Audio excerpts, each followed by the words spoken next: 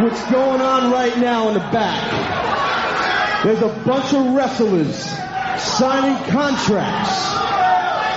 What they're signing contracts for is this big show. This big show that's going to happen in the first quarter of the new year. That's right, Paulie. You son of a bitch, I'm ruining your surprise. I'm squashing your angle. You want to surprise the people? Fuck you. I'll give it to them. My question to you, Davey Jericho.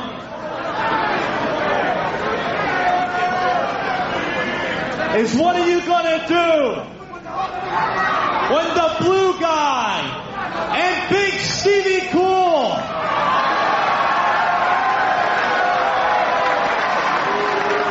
along with Hollywood Bob Storm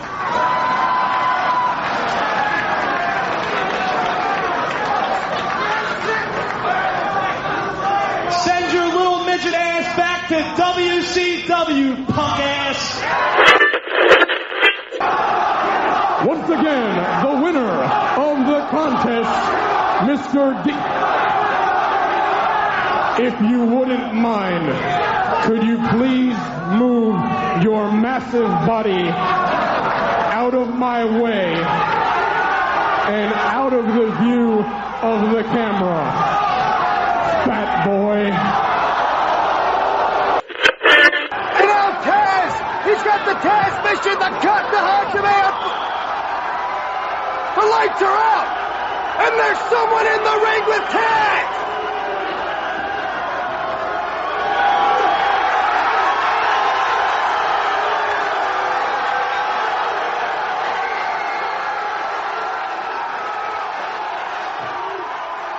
Hello, my name is Bob Bamber and welcome to the Wrestling 20 Years Ago podcast. We're going back in the time machine to November of 1996 for Volume 3 of this month's show. 4 volumes for you this month. Volume 1 is your WWF show looking at Survivor Series. Volume 2 takes you to WCW looking at World War 3. We're here in Volume 3 for ECW looking at November to Remember. And in a very special Volume 4, we step away from wrestling and away from mixed martial arts to look at Mike Tyson versus Evander Holyfield. That's right, we are foraying into the world of boxing. Anyway, here for Extreme Championship Wrestling, I've been joined firstly by Rory McNamara. Rory, hello. Hello, Bob. And Chris Lacey. How do? It's very early this morning, and I have not had a lot of sleep, but, you know, bear with us as my voice hopefully improves throughout this show. Chris, headlines, we start out. We seem to do this every month, but for that, now that it's also kind of been alluded to on screen, it looks like a pay-per-view is going to happen in the first quarter of next year. It is. At the November to Remember show, Taz comes out and mentions the fact that people are signing contracts for an event at the beginning part of the year. And there has also been talk that Paul Heyman has been looking at dates in either March or April next year for the very first ECW pay-per-view. There's been a report saying that Paul Heyman has been actually asking if he can tape the show and air it on a 48-hour delay, but the pay-per-view companies that he's been speaking to are not very happy on this and want a live show. JT Smith leaves ECW. It has been commented that JT Smith has not been happy with the commutes from his home in Virginia to the ECW shows. So due to his family's wishes, he has decided to quit wrestling and leave ECW, and his last event was at the November to Remember. And as you know, all this seems to baffle me, given unless the ECW arena is somehow kind of sentient and just kind of expands and contracts in size. For about the 6th time this year, the ECW has set a record attendance in the ECW arena. It is true. Again, somehow they've managed to fit more people into a tiny car. I think they may be going for the Guinness Book of Record that's held by Clowns and Minis. This time, we have 1,500 people in the building for the November to Remember show, which is the biggest attendance they've ever had. Whether this is true and how they can physically make it bigger, I will keep looking into. But, you know, they sold out so much so that there wasn't even a standout crowd outside. People didn't even bother trying to get in because they would have already sold all the tickets. And finally, a 17-year-old gets, and I'm going to use your verbiage here, cut to shit by New Jack. An event at Revere, Michigan, or Massachusetts even, a 17-year-old managed to get himself into a tag team match against the Gangsters, and New Jack blades him. There will be a lot more on this later in the show. Yeah, a lot of stuff went down there. Right, we will move on to the rest. In fact, no. Rory, any thoughts on any of the news? I know we're going to discuss the New Jack stuff later, but anything on that? Yeah, I'll just comment on that briefly, everything on there. First off, I'm sad to see JT Smith go, actually. I got the impression they never really settled on a gimmick that really worked for him. He had the unlucky loser stuff. They dumped him in the FBI. Both were interesting for a short space of time, but they've had a limited shelf life.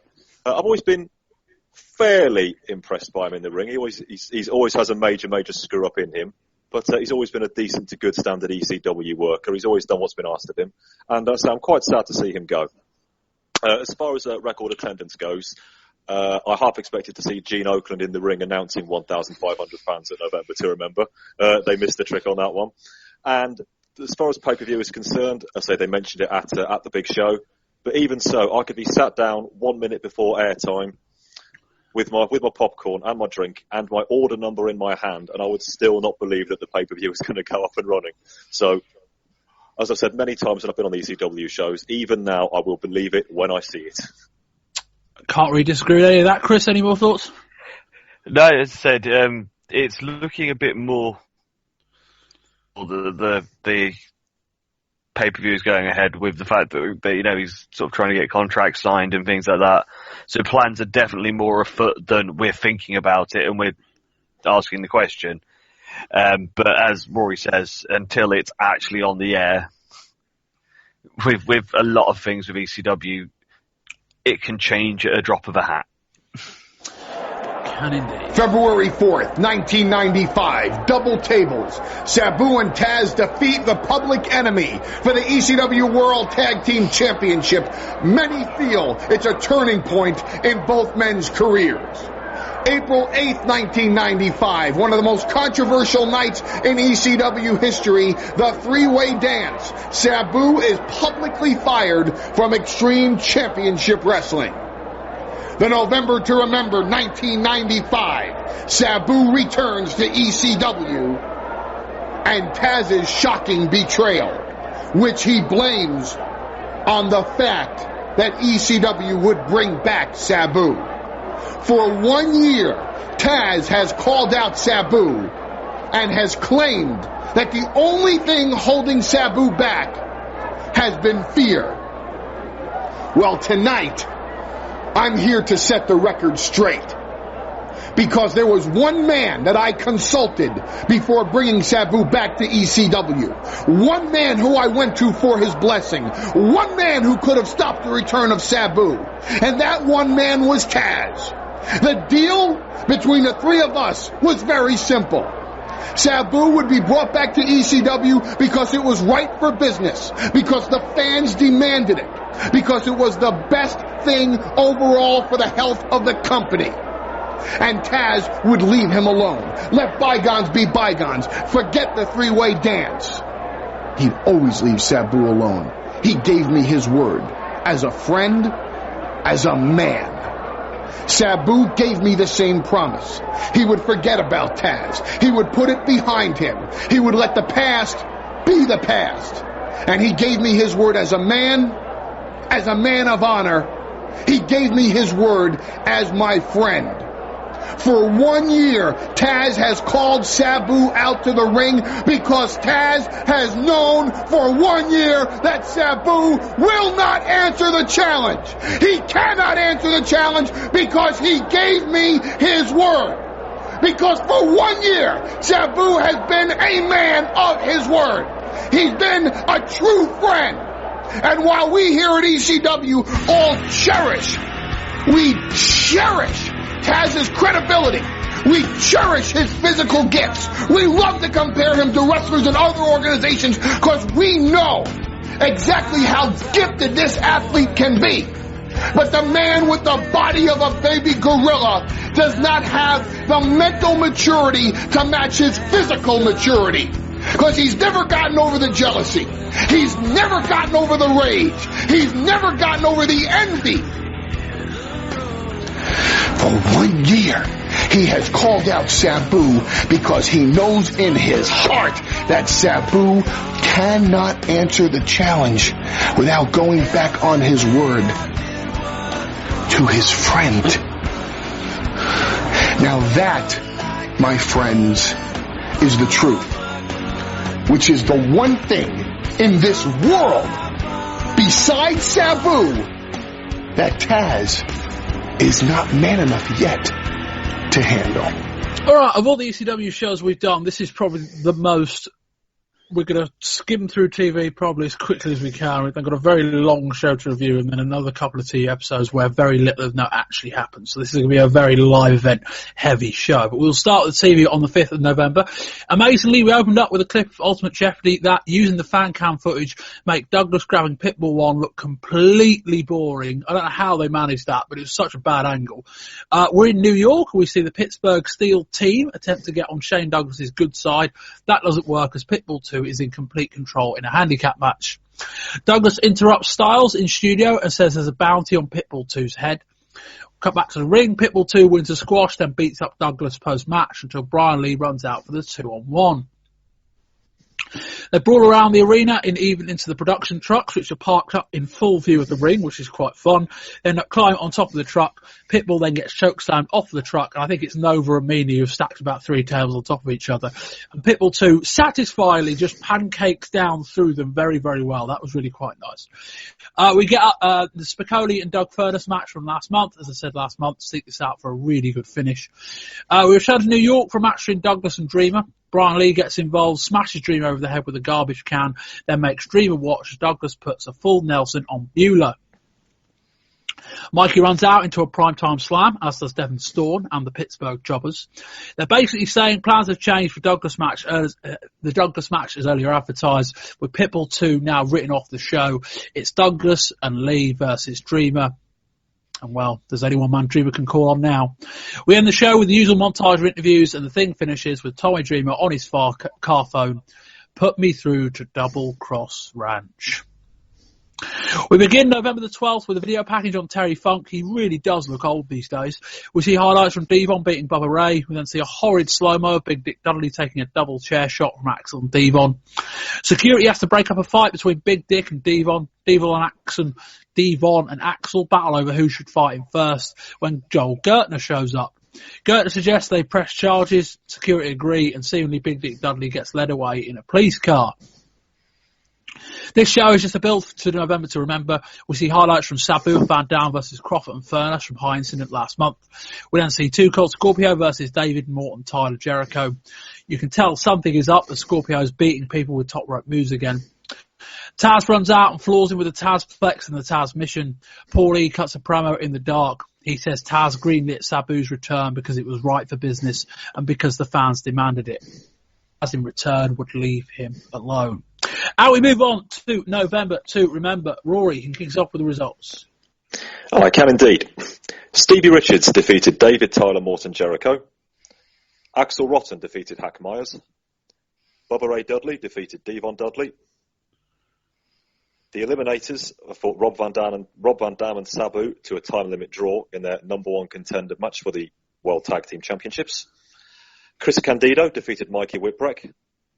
In a three-way dance, the Gangsters defeated the Eliminators and Sabu and RVD to retain the tag team titles. In a series of matches, Too Cold Scorpio defeated Devin Storm in a loser leaves town for 15 days match. He then defeated the aforementioned JT Smith in a loser leaves town for 30 days match. He then beat Hack Myers in a loser leaves town for 60 days match.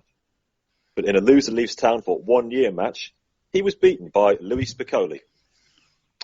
The Sandman defeated Raven to retain the ECW World Heavyweight Championship. And in our main event, the team of Terry Funk and Tommy Dreamer defeated Shane Douglas and Brian Lee. Chris, what do you think of this show? It was a really, really good show, and it's sort of, the usual ways. I think we go actually through the full review, but I think the show should have ended in a different order. But as I said, we'll go through that a little bit more when we go through the full review. Rory? Yeah, I agree completely with Chris on the running order. I think they missed a lot of tricks here, but we'll get to that. As to the show, I am still actually unsure as to what I think about it this time. Normally, every show I've done for any of the three companies, I know where I'm coming from. On this one, I really haven't got a clue whether I like it or not. There were things I really enjoyed. There were things I really hated. But I asked myself, am I liking this? Am I hating this for the right or the wrong reasons? So this one's going to be a voyage in rediscovery as we go through this one. But one thing I will say, that if you are an ECW fan, then this is very much an ECW show. I thought it was too long. And the edit of the show we got was basically 3 hours, and this was like the same kind of edit we always get, which is match starts, match finishes, any post-match promo, and then we immediately cut to the next match. There's no transitions, and not that we're missing anything, but I'm just saying if you're in the arena, there's probably an interval, and there's going to be time between matches that we don't see. And this was three relentless hours. I'm in agreement about the running order. I thought this show was front-loaded too much. We got down the stretch, and I kind of ran out of legs a little bit. And I think the show kind of did as well, as the match quality just seemed to drop. And the Too Cold Scorpio stuff was a bit weird. I know what they were trying to do, but it just felt really, really convoluted. And yeah, like there was enough good things on this show, but they probably all happened in the first 60, 70 minutes. Maybe, 90 minutes if you were there in person. And then the show just started to drag, the match quality started to drop, and it was like, yeah, alright, we'll see. Anyway, we start with Taz and Alfonso out in the ring in street clothes. Taz says there's a load of wrestlers signing contracts backstage for a big show in the first quarter of next year, and he's here to steal Paulie's thunder. Taz tells Heyman to shoot me, bitch. Taz then says in the big event he wants to be in the main event against your boy, Big Sabu. Fans chant, Sabu fears Taz, before someone shouts something at Taz, who tells them to shut the fuck up. Fans chant, fuck you, Taz. Fonzie whistles down the microphone and the segment ends. Rory, I quite like this one for what it set up later in the show, but I think also, while they're still trying to work out the fine print for the pay-per-view, they don't want to announce it. But they want to kind of get word out there that it's coming. So I thought it was a really clever way, have a heel do it. In that it meant that the heel didn't have to explain anything about it, and there was no expectation in that segment that he would have to, yet you could still let the fans know something big's coming. I thought it was great they had a heel do it. I thought at first that would be a little bit strange that, with pay-per-view coming, they've been doing it for so long, that Heyman itself would announce that, but no, they had Taz do it, which was brilliant, because he is the heel, and he never actually said these words, but the implication is, if you want to see me beat up Sabu, and I want to beat up Sabu, then guess what? You're going to have to pay to see it, which I thought that was a fantastic little bit of implied logic there. And I think Taz handled it really well. That fucking whistle. Get that one out of the way straight away. But I thought this was a really interesting way of opening the show.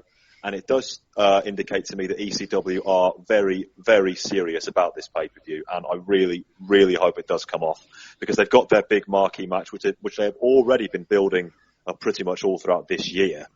And if they can strike while the iron's hot, they could have something very special on their hands. So, yep, really, really like this. Chris? See, I'm going to go back to week 2's TV of the month with that Paul Heyman video vignette that they showed when he sort of came out with the truth, quote unquote, of, he asked Taz if he could have Sabu back. They both said that they weren't going to have any contact with each other. The whole of that, and then for Taz basically in spite to piss over Heyman's moment. It sort of works so well for the heel character, basically, to go, do you know what? Fuck you. I'm going to do it. Yes, there's going to be an event. Yes, I'm going to kick the shit out of you, boy. Bring it on. It's one of those of, when you think Taz is just a one-trick pony of sort of throwing people around and choking them out, he shows that he's got a character depth as well, and sort of that doesn't just rely on that fucking whistle, as I think is going to be the most quoted line of ECW this year. Yeah, that don't remind me. One thing I like most about ECW, and I think we'd all agree on this, is that it's not the most conventional show, in that they're always trying different things, they're always testing new ideas and that kind of thing, and they're always willing to think outside the box in a way that WWF certainly aren't and WCW rarely aren't, although we're seeing a little bit more of that now with now that Nitro started, only a bit. And sometimes it doesn't work. Sometimes they'll just try and be too clever and the whole thing will fall flat. We look at shoot fights this year as one thing that will definitely get raised in the end of year awards next month, as one thing where it's like, yeah, you tried an idea and it didn't work, and they probably clung to that idea a bit too much, but that happens. This was, I thought, very clever, was that, I can't think of an example where something like this would happen in one of the big two, but if there was a major event, they wouldn't announce it like this. And I thought, okay, you want to let people know it's happening, but not in the way that you have to be kind of defined by. Very, very clever. Taz comes out. Taz is a really good promo these days. He's got that character really well down. Fonzie's Fonzie. And it's, we get a much more continuation on Sabu and Taz later in the show. We move on. Say hello to the blue guy. And that's a chicken bone in his mouth. Well, you know something, dude. Let me tell you, brother. Ever since me and the big guy and the extra big guy been here in the ECW, dude, it's all been going down, brother. So now we're not taking it anymore, dude. So what you gonna do, daddy, with the BWO Rumble on you? Hollywood Nova? This must be Big Stevie Cool.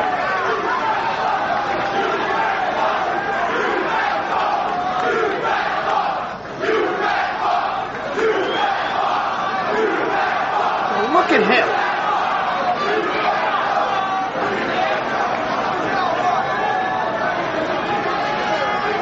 Right now, I'd like to start off with 3 simple words.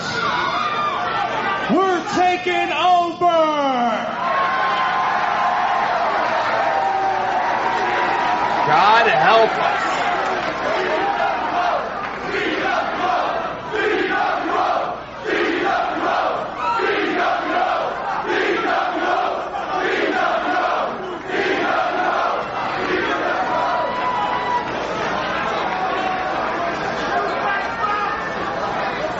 The BWO had to turn down a special engagement at the Cable Ace Awards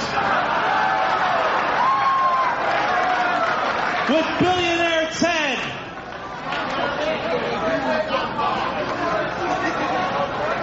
To come to this oversized welfare office.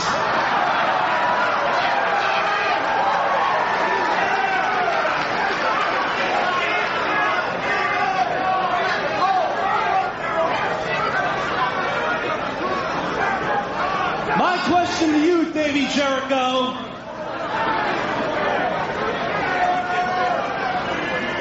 is what are you gonna do when the blue guy and Big Stevie Cool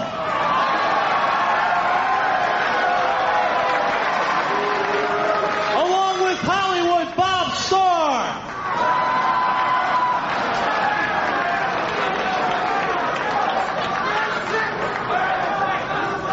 send your little midget ass back to WCW, punk ass? We start with large BWO chants. My hunch. Rory, interesting. Did you think these BWO chants were added in post-production? Because they were very, very sustained. They were sustained, and they were, even by ECW rabid crowd standards, they were very, very loud. So I do wonder. Let's say that I do wonder. Because I think the chant started like that, and then you watch the crowd and nobody's chanting here. That was a bit weird. It was our tape. Who knows? Anyway, say hello to the blue guy, says Meanie. Hollywood Nova and Big Stevie Cool. Fans chant, you fat fuck at Meanie. Richard says the BWO had to turn down an engagement at the Cable Ace Awards to come to this oversized welfare office.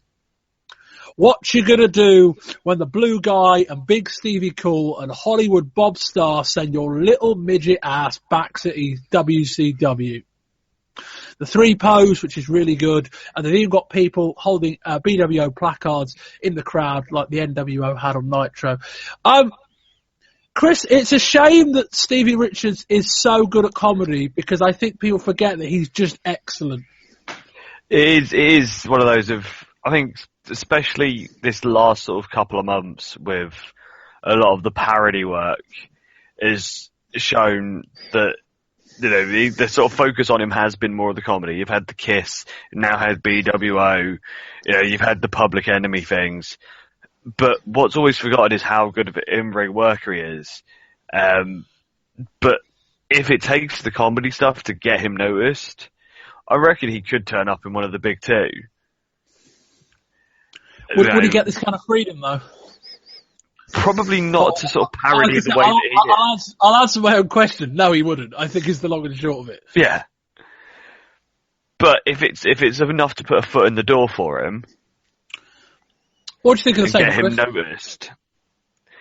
I really enjoyed it, actually. I thought it was, taking the piss out of the biggest thing that is in wrestling at the moment, but yeah, making it so ECW.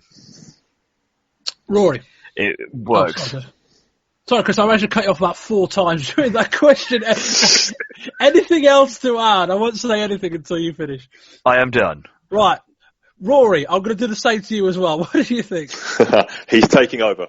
You're preaching to the converted with me as far as Stevie is concerned. As long-time listeners will know, I absolutely flat out love the man.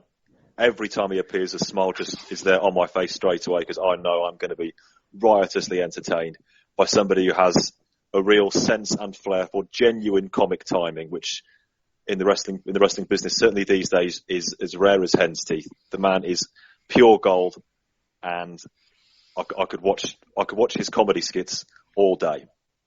However, this whole BWO thing, and all three played their parts brilliantly, and there's no doubt about that. But for me, ECW are at their best when they're having and making subtle jibes at the big two. To pick one of many examples from this year, when in his final match, Cactus Jack was announced as being from Stamford, Connecticut, the most hardcore place in all of mankind. Little things like that. I'm not sure that's subtle.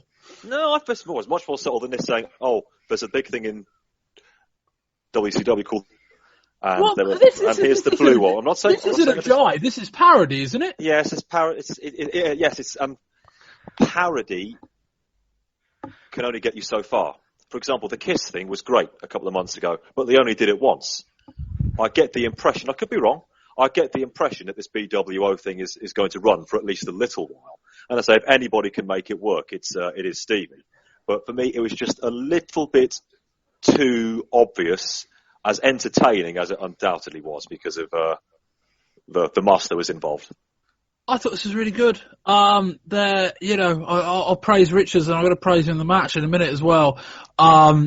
He is a bit like Scott Hall in the sense that I was having a discussion, I think, with Stuart Brooks, probably last month. We weren't even recording, we were showing a chat, and we were talking about the NWO, and I said that, and the possibility, which obviously last month when Bret Hart might have come in, and what might the NWO look like had, say, Bret Hart been the third band or whatever. And I kind of said that, the NWO without Scott Hall wouldn't have worked. I don't think it would have, because, there's no cool factor. If the cool factor's got to come from a combination of Diesel, Hulk Hogan and Bret Hart, I think you'd be fucked. And I think in a similar kind of way that, as interesting as Meanie is, and we don't know a lot about Nova, Richards is this entire act. And he is so, he's so convincing in this role. His timing's excellent, and the other guys can kind of play off him. It just works really well. We did get a vignette on TV separate to this segment along with it. So you might be right, Rory, in terms of we might get a bit more of this. But, I don't think that's the end of the world. If it gives them, if it gives them something to run off for a while, that could work. And there's let's be honest, there's been 4 or 5 months of NWO stuff. There's quite a bit they could parody. Let's be clear about that. But yeah, I was a big fan of this segment. We move on to the next match. It's David Morton, Tyler Jericho versus Big Stevie Cool, obviously Richards, with Hollywood Bob Starr and the Blue Guy. They are called the Insiders, which I also thought was excellent. Starr said maybe he'll wrestle like Kevin Nash, which will handicap Stevie, as that means he can only use 3 moves. A headlock takedown into a counter. Richards seems to feel up Jericho. He escapes. Jericho calls in the gayest looking son of a bitch I've ever seen in my life on the house mic. Stevie takes a couple of arm drags but counters and hits a couple of Nash-style elbows. Jericho gets Stevie in the corner, then kicks him in the nuts for applying a, quote, testicular claw, as Joey called it. He throws Richards through the ropes, who bounces off the table on the outside. Jericho hits a big crossbody block to the outside, then hits a slingshot clothesline on the apron. Jericho takes another couple of shots to Richards for locking in a high-angle Boston Crab. Jericho goes for a clothesline. Richards ducks, then falls onto the mat and punches him in the nuts. Richards sets for a jackknife. Jericho flips him out, but Richards hits him in the nuts again. I make that 5-2 on the nut shot front. Richards hits a sidewalk slam, then does a Nash pose to the hard camera. Jericho fires Richards in the corner. He bounces off, but hits a diamond cutter for a 2.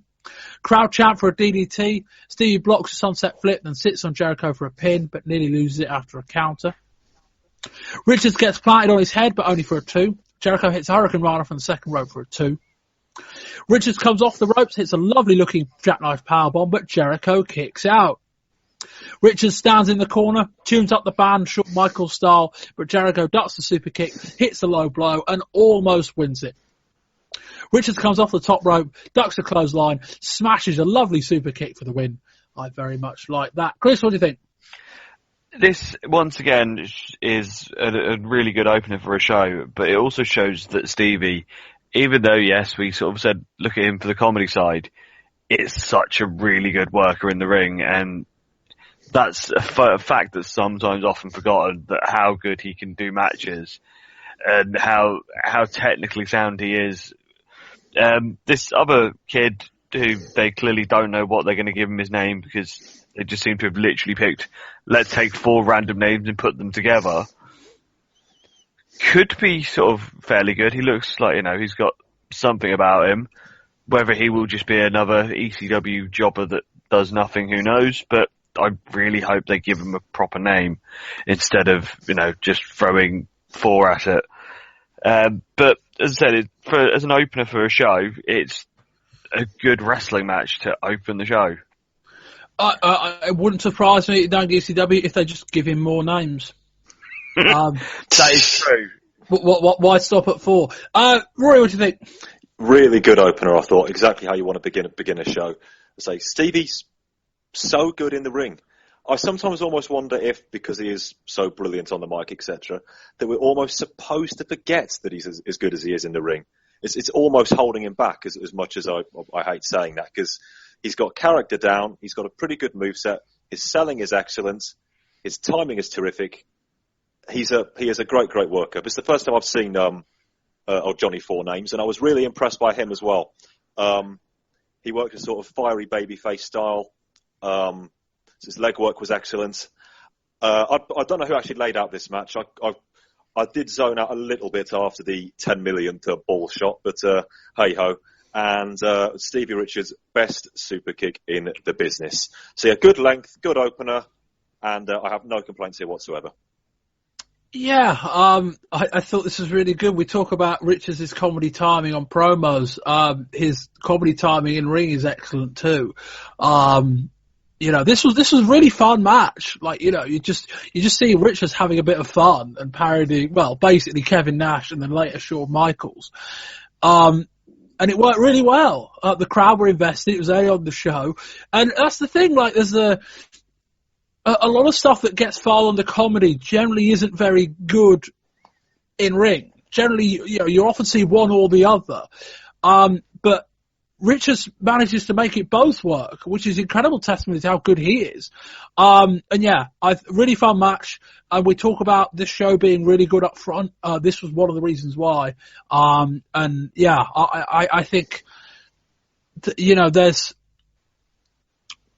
if I've got Richards around, I'm looking at a guy that can talk, who's entertaining, and who is probably one of the best wrestlers on the ECW's roster. Yep. I would try and find a bigger role for him if I'm Paul Heyman, because there's enough faults with the guy that I'd push this guy because he's something. But while he's comedy, to an extent, bring it on, because he's funny. He is very, very good at what he does. We've got next to Axel Rotten versus Hack Myers. Fans chant shit in the early exchanges, then Shah when Hack's on top. Myers chases him around the ring, then hits him with a chair. Rotten quickly turns the tables and hits Myers across the back with a chair. Myers whips into the guardrail and hits Rotten with a chair. Back in the ring, another chair shot. Myers goes for a running one, but Rotten gets a boot up.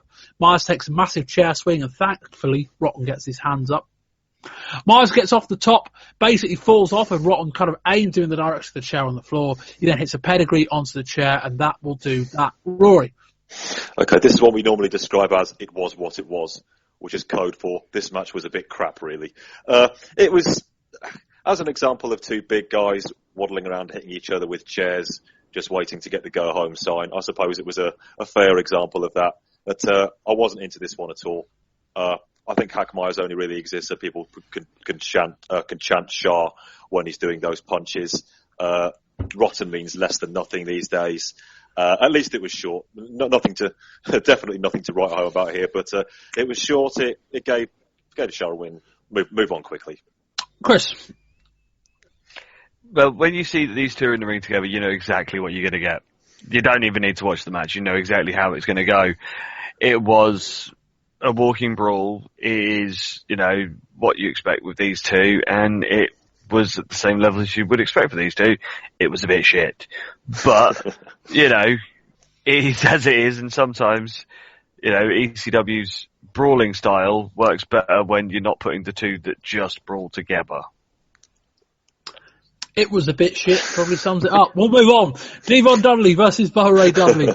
Bubba face plants Devon, then hits a 10 punch. We get a Devon sucks dick dueling chant. Devon hits a body slam and a standing headbutt. He goes for a charge, but Bubba sends him over the top to the floor. Devon hits a reverse DDT back in the ring, then a double axe handle on the apron. Devon fires him into the guardrail. Bubba just goes over it into the crowd. Bubba grabs a stop sign, hits Devon with it, then smashes a chair onto his head. Second time, Devon gets his hands up, blocks it, and then I think hits a chair shot of his own. They're into the crowd, and it's hard to see what's going on. We get back to ringside. Devon hits a chair shot across the back. Devon gets to the top with a chair. Bubba cuts him off. Bubba follows up, hits a superplex, and both men are down. Bubba goes for a pin, but only gets a 2. Bubba hits a Bubba bomb, or a butt bomb, as I've got in my notes, but stalls, and Devon kicks out.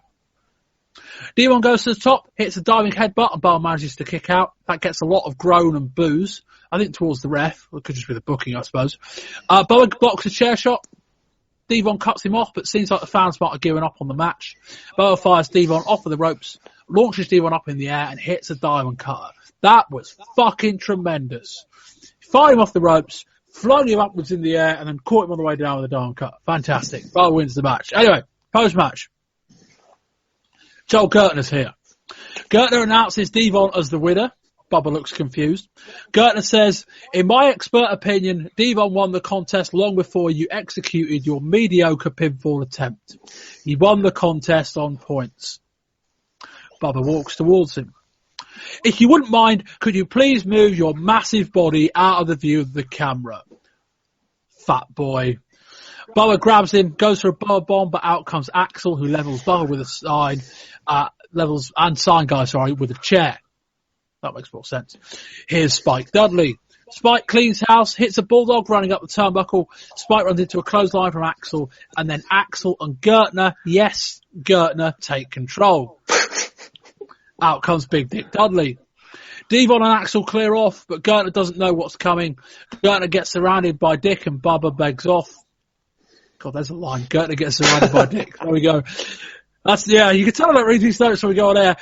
Boa signals for Big Dick. Big Dick hits the Dudley Salt and basically lands on top of Gertner, which cannot have been fun.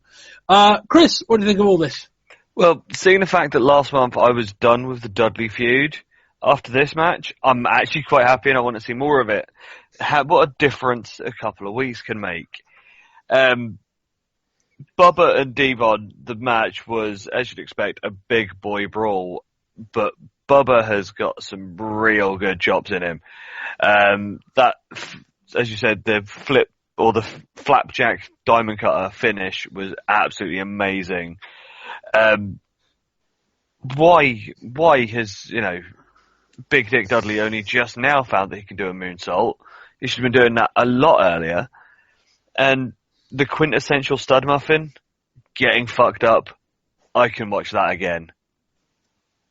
Roy? Yeah, I think the last ECW show I was on, it was back in June, I think, and I said I don't think this Dudley feud has quite caught fire in the way they really wanted. And even now, I'm still left a little bit cold by it. This match early on descended into what we now have to call a standard ECW brawl, trademark included, which was a bit of a shame. I would have liked to see these two I just wish somebody had laid out the match slightly differently. I mean, you've got Devon hitting Bubba with a ukulele. Okay, what does that mean? That ties into their feud. How exactly? And where did he find a ukulele from? He found a ukulele in the crowd, and yes, crowd weapons, da-di-da-di-da. I know, that's what the crowd do. They like seeing their weapons used by wrestlers in the ECW. I'm aware of that, but it doesn't. That's the thing. It doesn't really matter in the context of the match. Fans just want to see their weapons get used, and that's one of my problems with the ECW crowd. But anyway, that's by the by. The match was fine. It wasn't bad by any means. But it was a bit too standard for my liking until that finish, as I think we're going to call it. That was unbelievable. It looked stunning, and they got the timing down to the absolute millisecond. It was a finish in anybody's book twice on Sunday. Absolutely magnificent. I hope that keeps that one in his repertoire, because that is solid gold. And the post-match stuff was good. It's always good to see. Gertner is a complete dick. It's always good to see him get a bit of a kick in. The face Dudley stand tall at the end, which is good. I think this should probably be the end for at least this particular side of the Dudley's feud now, though, because I don't think there's much legs left in it. But for anything else, that finish rules all. Chris, I'll come to you, right? Yeah. Okay. This memory's going here, I think. Anyway, it's happened a couple of times in the last few months. I agree with you, Rory. It just doesn't quite, the Dudley Bubba Ray thing has been going on Devon Bubba Ray thing has been going on for a long while. I'm not sure how much I could tell you about it, which is never the best sign.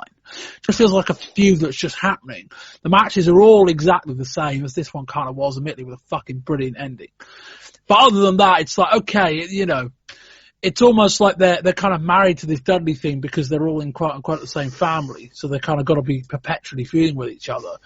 But it's almost like I'm kind of tuning out these matches because they don't really matter, and I'm kind of wondering where the fans are as well. This match, the fans felt into it to a while and to an extent because it was the third match on the card. But even you watch this and I kind of got the feeling that the air fell out of the crowd towards the final third of the match. It's okay. The Gertner stuff's good. That was needed. The post-match stuff's a bit of a mess. Some of it good, some of it bad, but that's kind of what this whole kind of program's all about. But yeah, I don't want to see 6 more months of these two going at it because there's not enough variety to make it work. I don't think there's enough storyline to make it work. That's also not the last time I'm going to be saying that tonight. Here we go. We move on. Oh boy, these notes. Here we go. Right. Rob Van Dam and Sabu versus the Eliminators, Saturn and Cronus, in what will be a number 1 contendership match for the ECW tag titles. The winners will face the Gangsters for the titles later in the show. We start with Sabu and Saturn. Saturn hits a shoulder block but runs into a hip toss or an exchange of arm drags. We get to Van Dam and Cronus. A large fuck Sabu chant breaks out. Cronus hits a suplex. He then hits a belly to back for a 2. The match finally breaks down. Well, I know, it took about 30 seconds. Saturn and Van Dam in the ring and Cronus and Sabu on the floor. Saturn hits a power slam on the floor. Van Dam goes for a powerbomb of sorts and nearly drops Saturn on his head. He then follows that with a rolling leg drop. Saturn hits a second rope moonsault and Sabu breaks it up with a drop kick. Cronus goes for a head scissors, but Van Dam just drops him with a powerbomb. Van Dam hits a spin kick. Cronus staggers into the corner and Sabu just launches a chair into his face. Sabu then hits a triple jump, twisting leg drop and an Arabian face buster. Saturn breaks it up. Cronus throws Van Dam into Saturn, who hits a great leg drop over Van Dam's shoulders. That looks really nice. Sabu gets a chin lock in, or Saturn does, sorry. Sabu launches a chair into Saturn, just flips out, throwing Sabu into the crowd before throwing himself over the guardrail after him. Cronus hits a crossbody to Van Dam on the floor. Sabu hits a vaulting leg drop off a chair. He then does a somersault leg drop off it for a 2. Van Dam picks up a chair. Cronus goes for a drop kick, and it's difficult to tell who won that one. Meanwhile, Saturn crotches Sabu on the top, then hits a slingshot clothesline to the floor. Saturn and Sabu are on the floor. Cronus hits a handspring plancher over the top onto them. Van Dam then follows that with a somersault plancher. Sabu then hits a triple drop plancher onto them as well. Yeah, makes sense of all that. That all happened in exactly the same spot outside. Sabu sets for a triple jump. Saturn scales to the top and crots him off with a crossbody. Saturn hits a diamond cutter. There's a table popped across the guardrail and apron. Sabu and Saturn battle. Sabu goes for a spinning DDT, but basically ends up going through the table knee first. We get big ECW chants. Sabu puts a chair in Cronus' face in the corner. Van Dam runs it in with another, and Cronus eats a steel sandwich. Saturn goes to the top and comes off with a lovely elbow drop onto Van Dam for a 2. We actually get a hand clap from the fans. Sabu hits an Arabian facebuster on Saturn. Sabu just launches a chair at Cronus. Saturn almost takes it with a roll-up. Another hand clap. That's 3 now as Van Dam hits a spin kick on Cronus. Sabu hits a split-legged moonsault. Cronus hits a flipping something from the top. We eventually just get the bell ring. The fans chant 3-way dance. They're about to announce a 20-minute time limit draw until Todd Gordon comes out and announces 5 more minutes. Cronus hits a powerbomb on both guys. There's another 3-way dance chant. We get a double leapfrog from the Eliminators and then a lovely front-on scissor kick from Saturn. Sabu hits a DDT. Van Dam puts Saturn on his shoulders. Sabu comes off the top and basically drives Saturn headfirst into the mat. We get a lovely roundhouse kick into super kick combo by the Eliminators. Cronus comes off the top with a forearm. Saturn goes for a moonsault, but Van Dam moves. Van Dam goes to the top, but Cronus hits a running powerbomb. Cronus goes for a 450 splash, but misses. Saturn hits a moonsault for a 2. The bell rings again, and the fans chant 3-way dance. Saturn himself announces 5 more minutes. Gordon gets in the ring to check on Sabu, and then agrees, and we start again. Sabu flies from the second rope, rams Saturn into the guardrail, and then basically just carries on going into the crowd. Saturn comes off at the top with a big knee drop on Sabu for a 2. Van Dam then breaks it up. Saturn hits a Frankensteiner. Van Dam and Cronus get crotched on the turnbuckle. Saturn and Sabu try the same springboard move and collide with each other. The bell rings again. Time to call this one, I think. Fans chant 3-way dance again. Gordon says neither of the teams can be called losers, so it'll be a 3-way dance for the titles. That hardly seems fair on these two teams that have beaten the fucking shit out of each other. Rory, what do you think? Oh my word. Quite simply. I knew this one was going to go long when after only about 4 or 5 minutes, pinfall attempts were being kicked out of and blocked and broken up at 0 counts. So I knew we were in for the long haul at that point. One thing I want to say right off the bat, I thought this was a star-making performance by John Cronus in particular. He was fucking amazing out there. As a big guy who can go. I mean, he'd clearly been working out for this match. Joey Styles alluded to it that he had dropped 30 pounds. He looked fantastic, and everything he did was magnificent. So I hope that's got noticed in amongst the 10 zillion other spots and moves we saw during this one. And it was balls to the wall. And they got a few things wrong. When you set the bar that high, you're gonna make mistakes, especially when you consider 2 of the people who are on one of the teams. And I think it was in the first period of overtime when RVD had Saturn on his shoulders. I think I think Sabu was supposed to run him off and he just missed it completely. And it was also a double DDT spot they screwed up before that just as well. There are others. If you screw things up that many times in a match, I can't really let it off. But at the same time, I can understand why it happens, because they want to go out there and they want to give us the absolute best. That's one of ECW's hallmarks. So whilst I can't necessarily accept it, I can understand it. But this match, more than anything, proves that they got the running order wrong. I would have, as much as I enjoyed the opener, I would probably have opened with this match, or at the very least had it second. Knowing that they're going 25 minutes and absolutely leaving it all out there, and now knowing what we do now, that about half an hour later they both need to have another match with the flipping gangsters, no less, I think that was a bit unfair. But I can't pick out any real individual spots in this match. I'm still not absolutely sure if it was a quote-unquote great match or not, but it was one fucking amazing watch. Chris?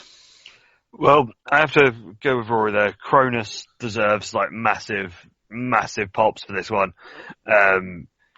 He's normally the forgotten one of the Eliminators, and then on top of that, you put him in a match with Sabu and RVD, and you know what Sabu and RVD are going to do.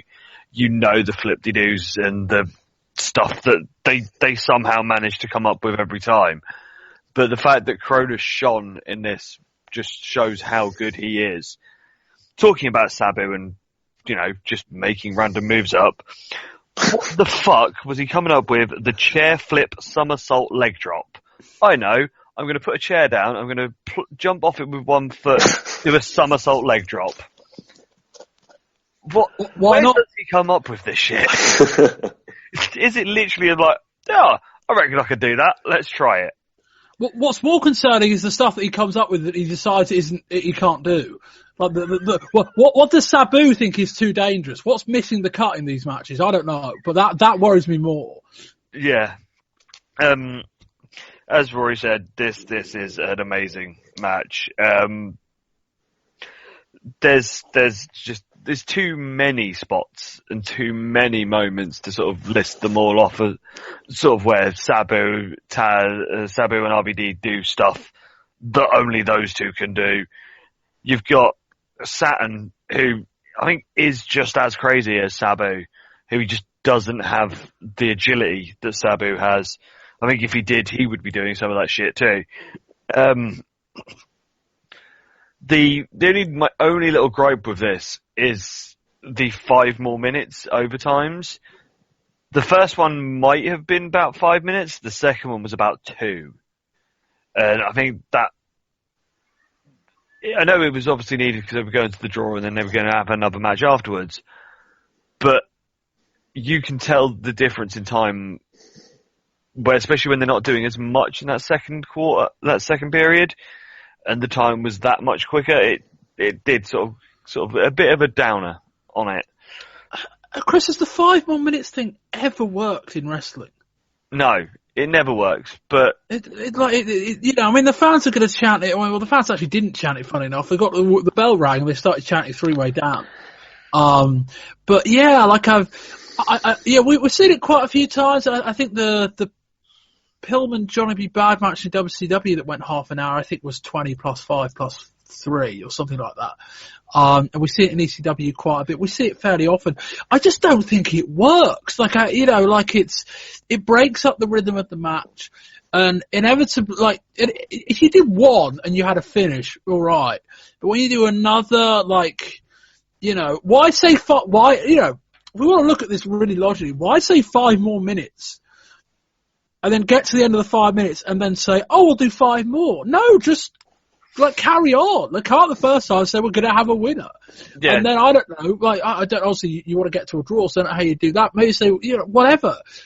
Who cares? Why have a time limit if you get to the end of the time limit and then you say, fuck it, we'll do a bit more. What's the point?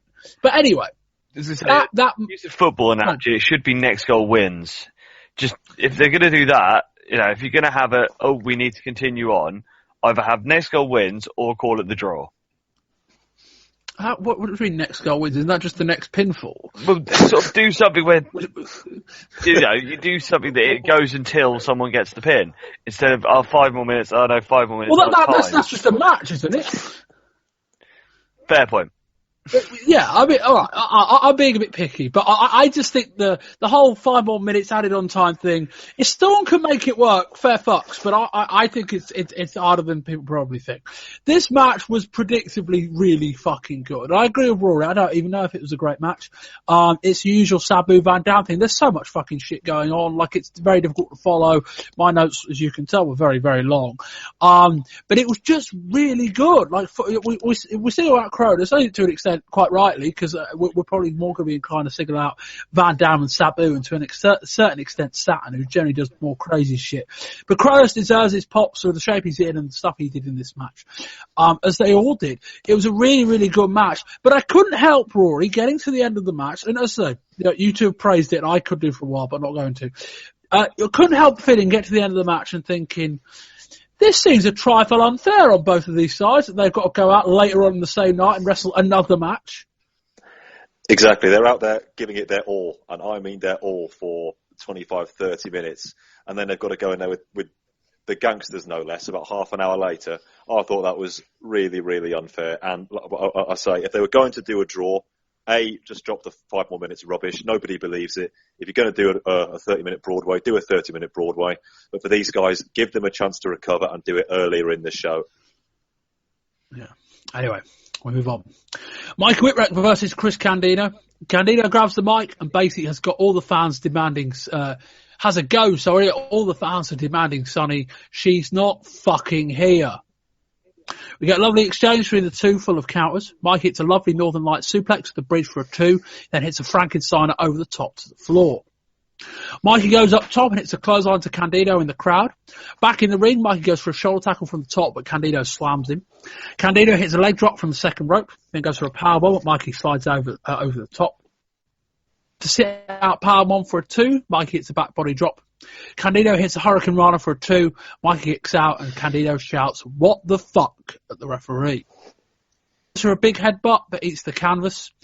Mikey hits a big jumping side kick for a 2. Mikey comes off the top with another kick for a 2, then top again with a drop kick. Candino kicks out.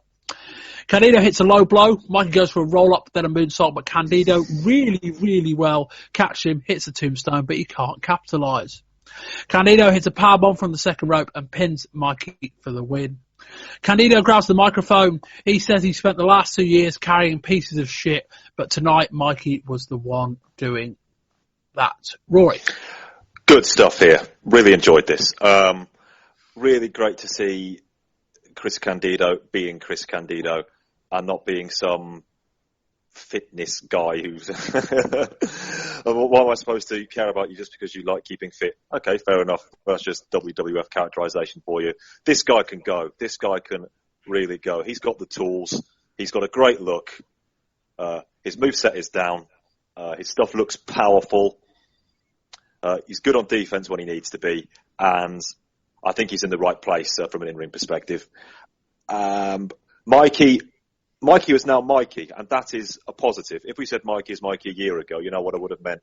But from his title run, which still baffles me, to where he is now, night and day in the ring, the guy has worked so hard. Also helps that he's not working with Sandman.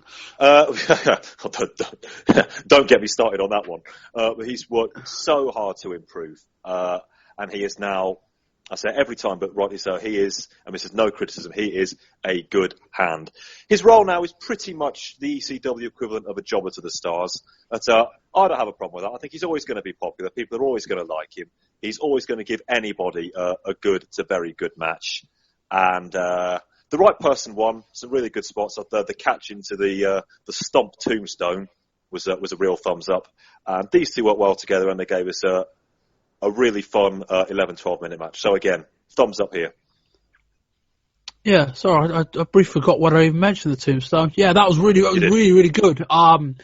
It was just about safe enough, but yeah, fair play. Like Mikey's not a small dude, and Candino caught him in a tombstone position, kind of like grabbed onto his trousers and then just dropped him into a tombstone. Really, really nice. Chris? This is your wrestling for the evening.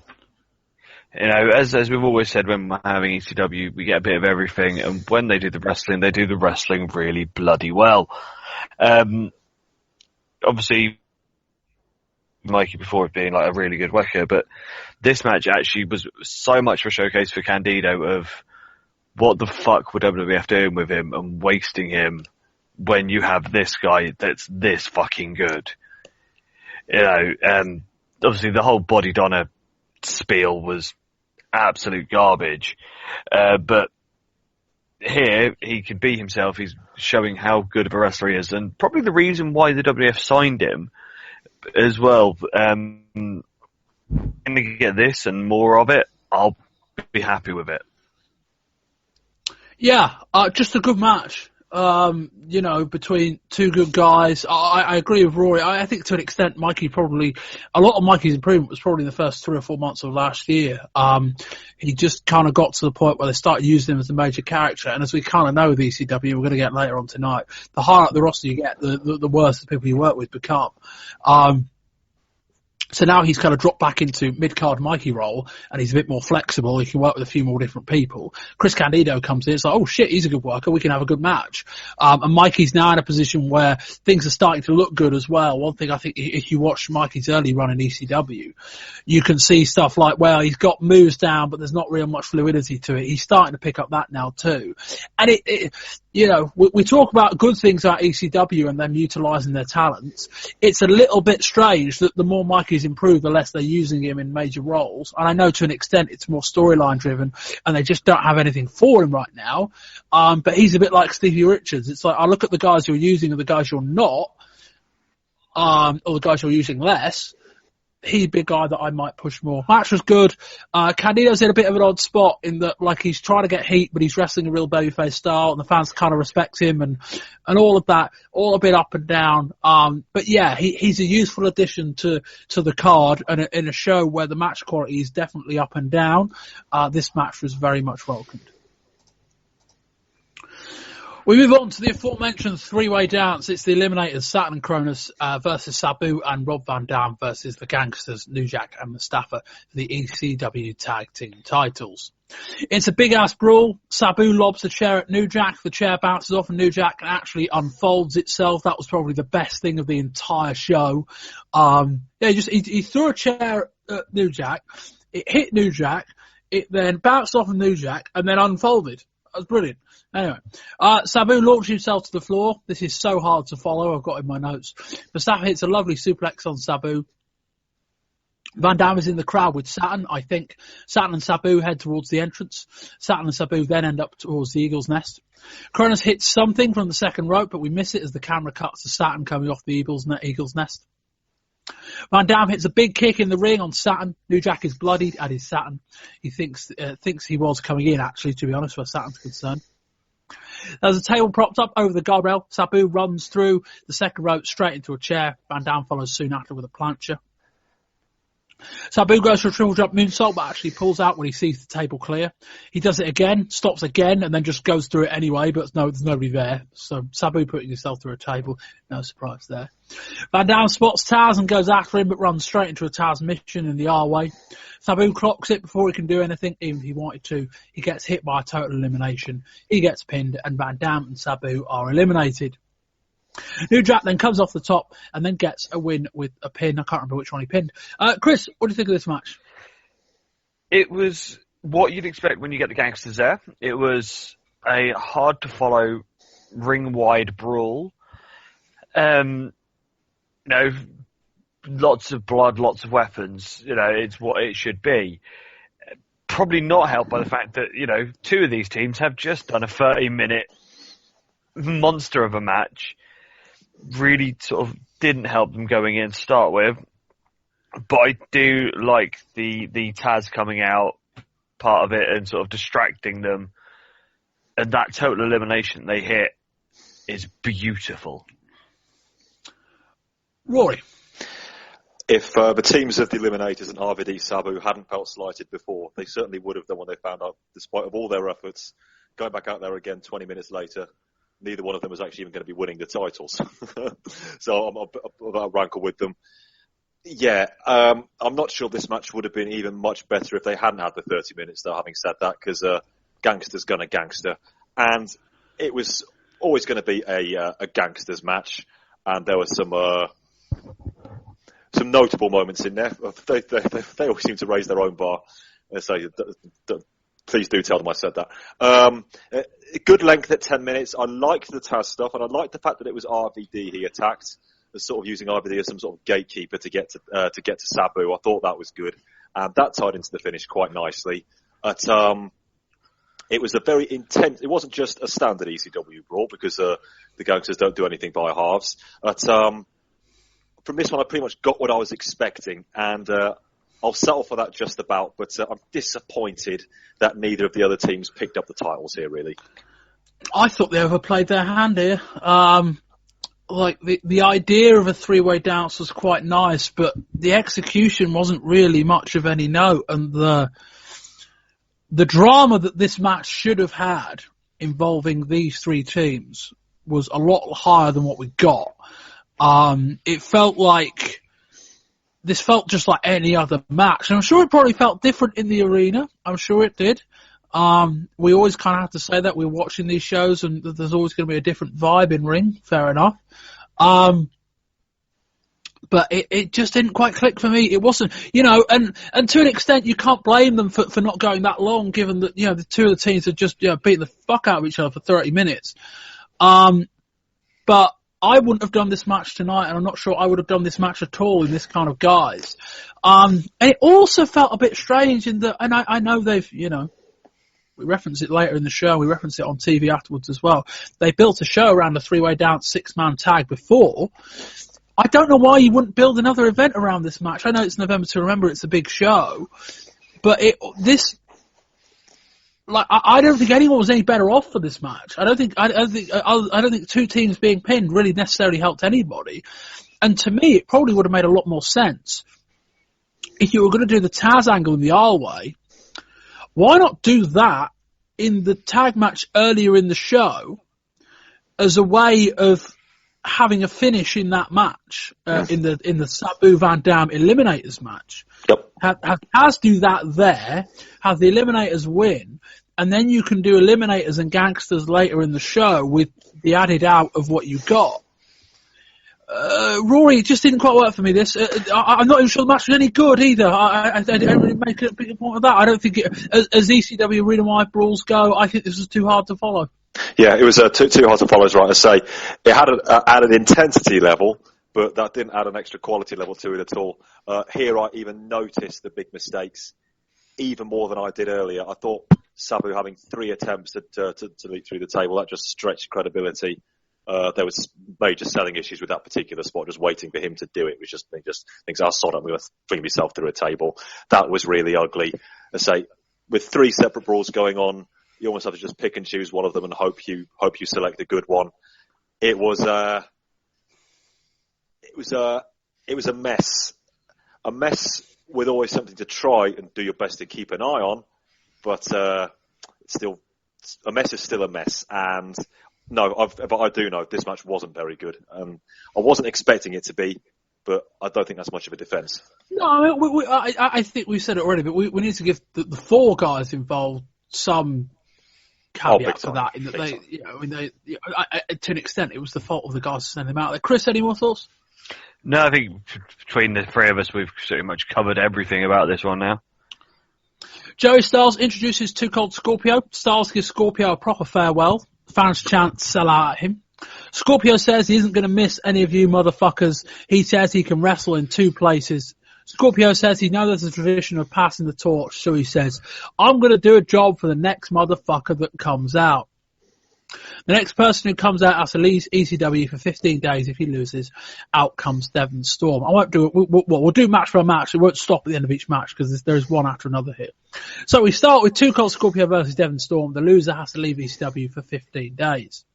Scorpio hits a lovely drop kick, hits a tumbleweed, and wins the match. Scorpio gets back on the mic and says, bring on another one.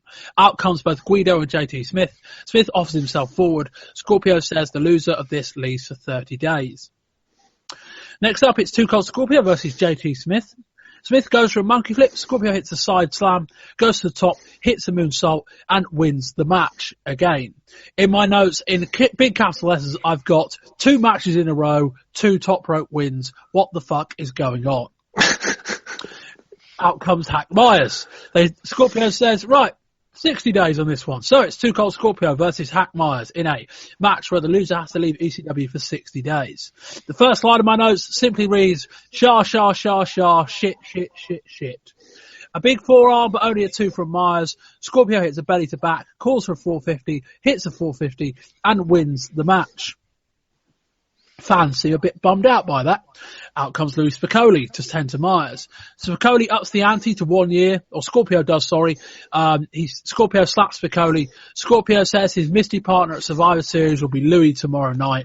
Scorpio says he's going to beat him in 1 minute, and then they can leave together and go back to the WWF. So Piccoli also used to be Brad Bradford. Too Cold Scorpio versus Lewis Piccoli. The loser must leave ECW for 1 year. Scorpio hits a power slam, a 2, then a lovely power bomb. Scorpio goes to the top, hits a leg drop, but Louis kicks out at 2. He goes for a moonsault, misses. Piccoli hits a lovely spine buster for a 2. Scorpio hits a clothesline off the top, another 2. Piccoli hits a Death Valley driver, and that's enough to win the match. Scorpio gets that hey, goodbye treatment. He says, fuck that shit. Out comes Taz. Taz says he's settled the score with him. He can get out or get his fucking ass. Scorpio says he's going where there's bigger bosses, bigger arenas, and big money. Taz grabs the mic and says, bye-bye, Flash. He pops the crowd. Get the fuck out of my house, bitch. That segment does continue, but we'll cut off there for a very good reason. Chris, what do you think of all this? It was a really good sort of way to get Too Colder out. The whole fact, obviously everyone knew about it, and the fact he came out as the cocky heel of, yeah, I'm going, I can do both things, and I'm getting all the money, was really, really cool. Seeing him pull out all 3 of his big top rope finishes is great. Obviously helps to put over the fact that JT's gone. As we said in the news, he's obviously leaving, so, you know, him losing in this match means that he's now got his out. I'm not sure on why they've put Hank out for 60 days, or whether they'll actually keep to that, but we'll wait and see. But having Louis beat him, I think, really puts Louis over, because obviously, as we always do when the person leaves, they do go over by passing the torch and putting someone over. And I think this really did help put Louis over, because Louis did take some of the big stuff from Scorpio, but yeah, he still beat him. And yeah, it was only a couple of minutes, but they got their shit in and it made it look good for a couple of minutes. Roy? I'm really in 2 minds about this one. I think I've just about come down on the negative side. I get what they were going for by getting a variation on the theme with Scorpio actively saying that yes, he is actually leaving. But having match after match, building up the ante each time, I think that's being a bit too clever by half, if I'm honest. And I'm not sure the fans cared as much as they wanted them to, because I think they knew, okay, they might not have known that Lewis Piccoli was going to get the eventual victory, but they smelt a rat, I think. I like what they were going for, but they were probably trying just a wee bit too hard. Scorpio played his role brilliantly. I mean, when I read sheets, people criticise his mic work. I think that's unfair. I think on the mic he's pretty good. Whether he'll have enough freedom in the WWF to express himself in that way, I have my doubts on that one, but I hope I'm wrong. So yes, he was excellent in this. He played his role perfectly. There's just an absolute dick heel. I'm going to stay here even though I'm supposed to be going. What are you going to do about it? But the concept of it was on the whole a bit too much of a stretch for me. But props to Scorpio, and I wish him well. He deserves it. Yeah. This was a weird 15 minutes. One, in the sense that if you were going to do it exactly like this, I think this would have been better done earlier in the show, even if it was Scorpio's send-off. Like this was where the show really started to drag, and you're like, ugh, that was the thing, like, there was these individual matches. Okay, 15 days ain't that long. These 30 days to an extent. These individual matches should have been important. The year-long stipulation Scorpio versus Piccoli should have, in theory, been important if it was meant to matter. Now, you might say, well, everyone in the building knows Scorpio's off the WWF. Everyone knew he was leaving, so there would have been no drama in setting up the match, and you'd have been right. But then the question was, why do it in the first place? But that's another story. It was just too many things one after another, and I've been so fucked off by Scorpio not pinning people with the top rope moves, it's kind of pissed me off even more that he's now started doing. It's like that's been one of the strangest things I could like. There are so few people, aside from a small chunk of guys in WCW, that can do these kind of moves, and yet we've got Scorpio can't beat people with a 450 splash, and yet Shane Douglas can beat people with a belly-to-belly suplex. Like, there's just... And Scorpio's not a small dude. This isn't a size thing. Scorpio lands you with a 450 splash. You should be done. But that pissed me off just as much. It just didn't... Like, I don't know what they were trying to achieve with this, other than to try and fill a bit of time and try and write out Too Cold Scorpio. Otherwise, like, there was plenty of ways you could have done it. It just felt like they were trying to be too clever, and it just didn't click. Anyway, Taz calls out Sabu. Bob Ortiz gets into the ring. Ortiz says there's another match that needs to start. Taz takes Ortiz hostage. Out comes the cavalry. Todd Gordon says it isn't his time. Taz puts him in the Taz mission. Taz then hits Hayne with a Tazplex. There's a lot of carnage going on. And then the lights go out. Joey Styles, I don't know why Joey Styles does this, but the lights go out and Joey Styles screams, "There's someone in the ring!" It's like, no, don't blow the spot. Like, we know that's coming, but don't scream like that. Anyway, the lights come back on. It's Sabu. The crowd... visceral reaction, finally, to which my response was, why the fuck didn't you do this 8 months ago? But who cares? They charge at each other, the lights go out again. Fans chant bullshit, the lights come back up, and there's nobody there. Chris, was this effective tease? Are we calling it that? This was the perfect way to tease this match. My only issue is I would have had this at the very end of the night. This is, I was saying earlier, with how the show was running and how the show flowed. I think after this, the crowd lost their shit so much that the title match and the tag main event suffered for it. I mean, if the end of the show, you had that image, the lights go out, lights come back up, ring's empty, end of the show, that would have been just like absolutely amazing, and that's how they should have done it. I think having that, and then the crowd have so fucking hyped because they're going, we're finally going to get Taz Sabu, and then oh no, look, we've got Douglas or Dreamer or Sandman and Raven next. Yay! It killed the atmosphere in the arena, but as an angle and a moment, I mean, it has to be said, one of the best moments in ECW this year. Yeah, my main issue with Sabu and Taz is that it feels like they wanted to build up this big running feud with them, but it also felt like they just didn't want to do the feud at the time. So we essentially just had to endure 6 months of just bollocks, where this idea that Sabu, who is sort of a babyface in an ECW sort of babyface mode, keeps getting called out by the heel, but never reacts for no fucking reason. And then we get to November, and it's like, okay, now we're going to start this program again. We'll start doing angles on TV. Oh, well, we can now put them together. Rory, that arbitrary nature aside, this was really good. It was really good. If you can look past the logic flaw of why somebody would turn the lights off, turn them on again, turn them off again, and turn them on again, then they would disappear. If you can look past that, and I can, then this is how you build a main event feud. And this is now a main event feud. And I agree with everything you said about it, Bob. There have been times throughout the year where I think they were very, very close to the moment passing on this one. I think they just about got it back on track.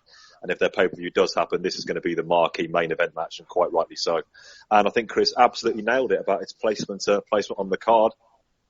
That's the lights going out and teasing us finally getting Sabu v Taz. That's your main event of the evening, I think. the other two matches couldn't follow it, and there was a marked drop off in the crowd involvement in what they tried to call the double main event after this. I mean, when the lights came on and Sabu was there, the crowd bayed. I mean, ECW crowds are loud at the best of times, but this was unlike anything certainly I've ever seen or heard when I've been watching ECW. This was the fans really sensing that they were finally going to get what they've been looking for well over a year. And it was taken away from them. Not necessarily a bad thing in its own right, but the crowd were after that. They were pretty dead. They barely came alive for anything in the big two matches. So a well-worked idea, despite the logic flaws. But again, with ECW, they get 90% right, but it's always the 10% that lets them down. Yeah, I agree about the placement. I mean, there is something to be said for, if you'd have done this at the end of the show, it might not have got a great reaction. There could be something to be said for that, although in part I would say that's probably a testament to the fact the show probably would have been too long in the tooth by that point. I think to an extent, the best way to react to this is if you really want to break it down, it does kind of break apart. But some things you just got to kind of enjoy and go with. I think this angle's definitely one of those things. And then it's like, okay, I can sit here and say that they probably just held it off for the sake of holding it off. But, it's a good storyline with a few logic holes.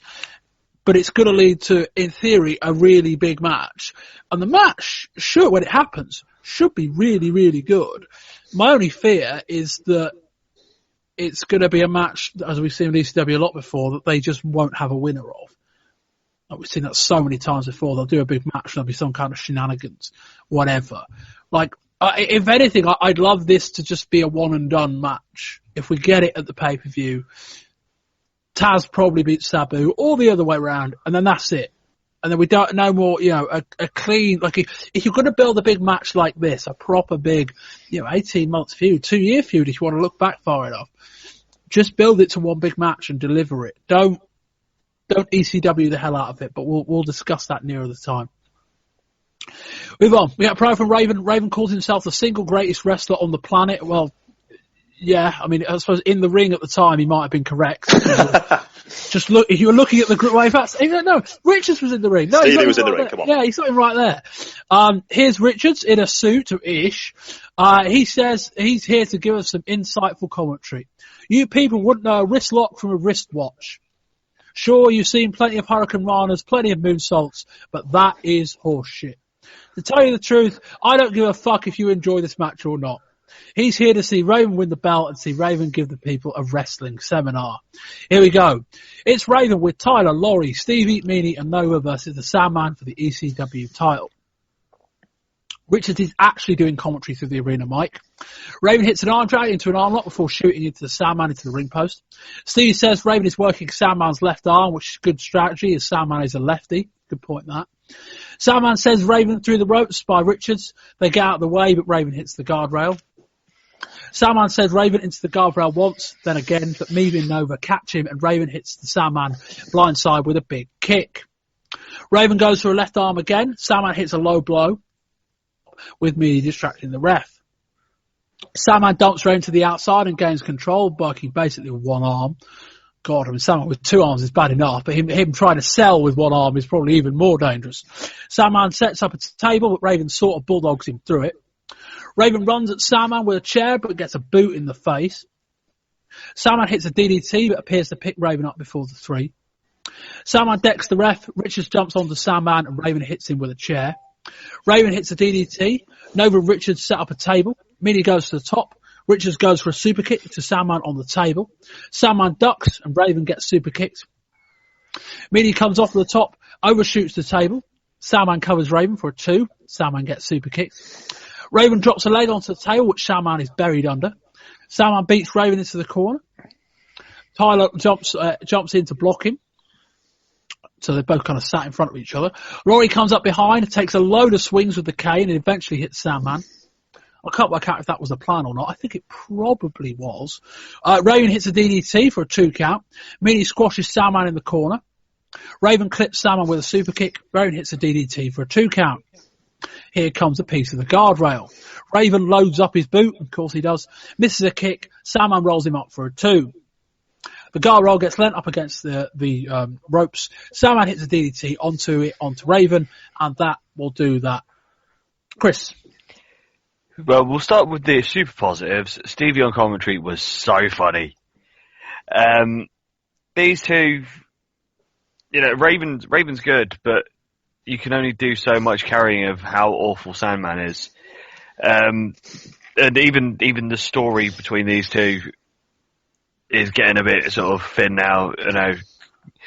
Yes, I get it. He has his kid, he has his family, but it should have had a blow off by now. I think it has definitely run its course. Rory should never get in the ring ever or be given a cane because how much she swung and missed. It was awful. I'm hoping that this is it now for these two because I'm pretty done. I'd rather get back to Raven and Dreamer. Rory. Oh, man. Okay. Again, let's get the good stuff out of the way, and I think you know who I mean here. Is there anything Stevie cannot do? His commentary, not only was it entertaining, it was genuinely insightful. I mean, when he said Raven is working the correct arm here because Sandman is left-handed, and the crowd actually applauded, I was like, God, this man is just the greatest. So, again, just yet more Stevie love here. I suppose I've got to talk about the match now. So let me get this straight. So Raven's stolen the Sandman's son. He's stolen his ex-wife. He wants the title. I'm going to put you in an armbar for 5 minutes. Oh, yeah, that makes sense. But then, having said that, considering everything else that came after the arm work was almost uniformly terrible, maybe Sydenham tried to work a hole for 5 minutes wasn't so bad after all, because they just screwed up everything. Whether it was Raven's fault, Sandman's fault, I want to say it's Sandman's fault. It doesn't really matter. They got everything wrong. That bulldog through the table looked awful. The super kick that was supposed to hit Raven actually missed. Raven had to sell it. I mean, he completely screws up the moonsault, and I think you're being very kind to Rory there, Bob. That was definitely a botch when she missed with the cane 4 times. She was absolutely meant to hit first time. There's no way that Sam would have just stand there staring at Raven and Tyler, whilst Rory tries to create a wind field around him and then hit him for the 5th time. This was terrible. Too many DDTs, too many botches. Didn't feel like a title match. And I read review. I think it was Meltzer actually said that this match was worse than Hogan Savage last month. It wasn't bloody far off. Ooh. I know. I had a feeling you might react to that, but for me, it's much of a muchness. Let's say that. I mean, the critique of Hogan Savage was that it was a very bad match in a very, very, very important spot. This was just a very bad match in a spot. Like, you know, still for the title though. Well, yeah. Well, a family feud just lasted for 6 months. I probably expected more of Hogan and Savage. Woe betide me. I probably expected more of Hogan and Savage than I did of these two. I'm just sick of this matchup. And this was. We talk about this being ECW's big show of the year. Who knows if the first pay-per-view happens in April, that'll probably overtake it as that'll be the 98 show will be the anniversary of the first pay-per-view. That'll be a significant show too. But my big frustration with this match is that there's so many feuds that you might say have been going for so long and are really well built up feuds, and you'd probably be right. But there's so many feuds I'm watching here, and I'm not like, yay, exciting crescendo. I'm like, oh God, again? Like, that's not the right, I don't think that's the right reaction. I kind of felt like that going into the main event. Like, Tom and Dream and Primetime Brawley's been going for so fucking long. Ended already. Like, when you start having these feuds, I know ECW is very fluid when it comes to live events, and we cover a lot of their shows, and they build to bigger shows throughout the year, but they're also essentially just trying to sell tickets to live events. And to an extent, unlike, say, WWF or WCW, they can just plan to one big show a month. They need to be a bit more fluid, fair enough. But this is your main championship, and it's like I've now lost the ability to track whether Raven's just injured or shit, because I can't tell the difference anymore. And Sandman is the most over guy in the company, but still. And we insist on keep doing this match. And it's like, this was a match that for one thing that is going to be the big mystery of ECW when everything's said and done, or certainly of this run, is how can a company that is booked so well book its championship so badly? And it's always been booked so bad. Even when Douglas had it in '94, it was kind of a prop and just a means for Douglas to face, Tully Blanchard or whoever it was, guys who'd come in. And it's just like, what are you doing here? What are we trying to achieve? Like, we've got the title back on Sandman. Okay. Like Sandman and Douglas, which I'm assuming is where they will go next, doesn't exactly fill me with glee. And my biggest fear of all of this is that I'm assuming this ends with Sandman getting his kid back. It wouldn't make any sense otherwise to me.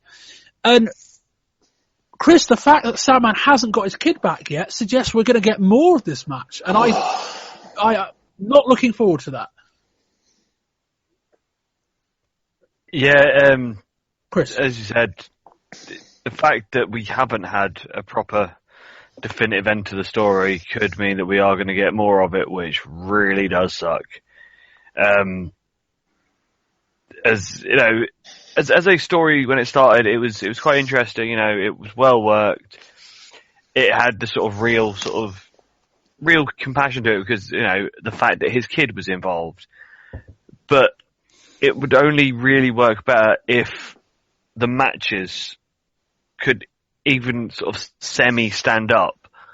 The fact that Sandman is that awful, it doesn't matter how good the story is.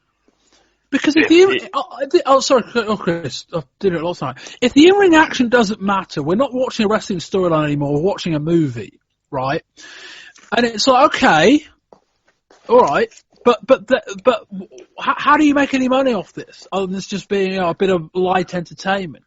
The stuff in the ring has got to matter. Whatever you do outside of it, the stuff in the ring has got to matter because you're not making any money off of this TV. The TV is a drive to sell live events for wrestling matches.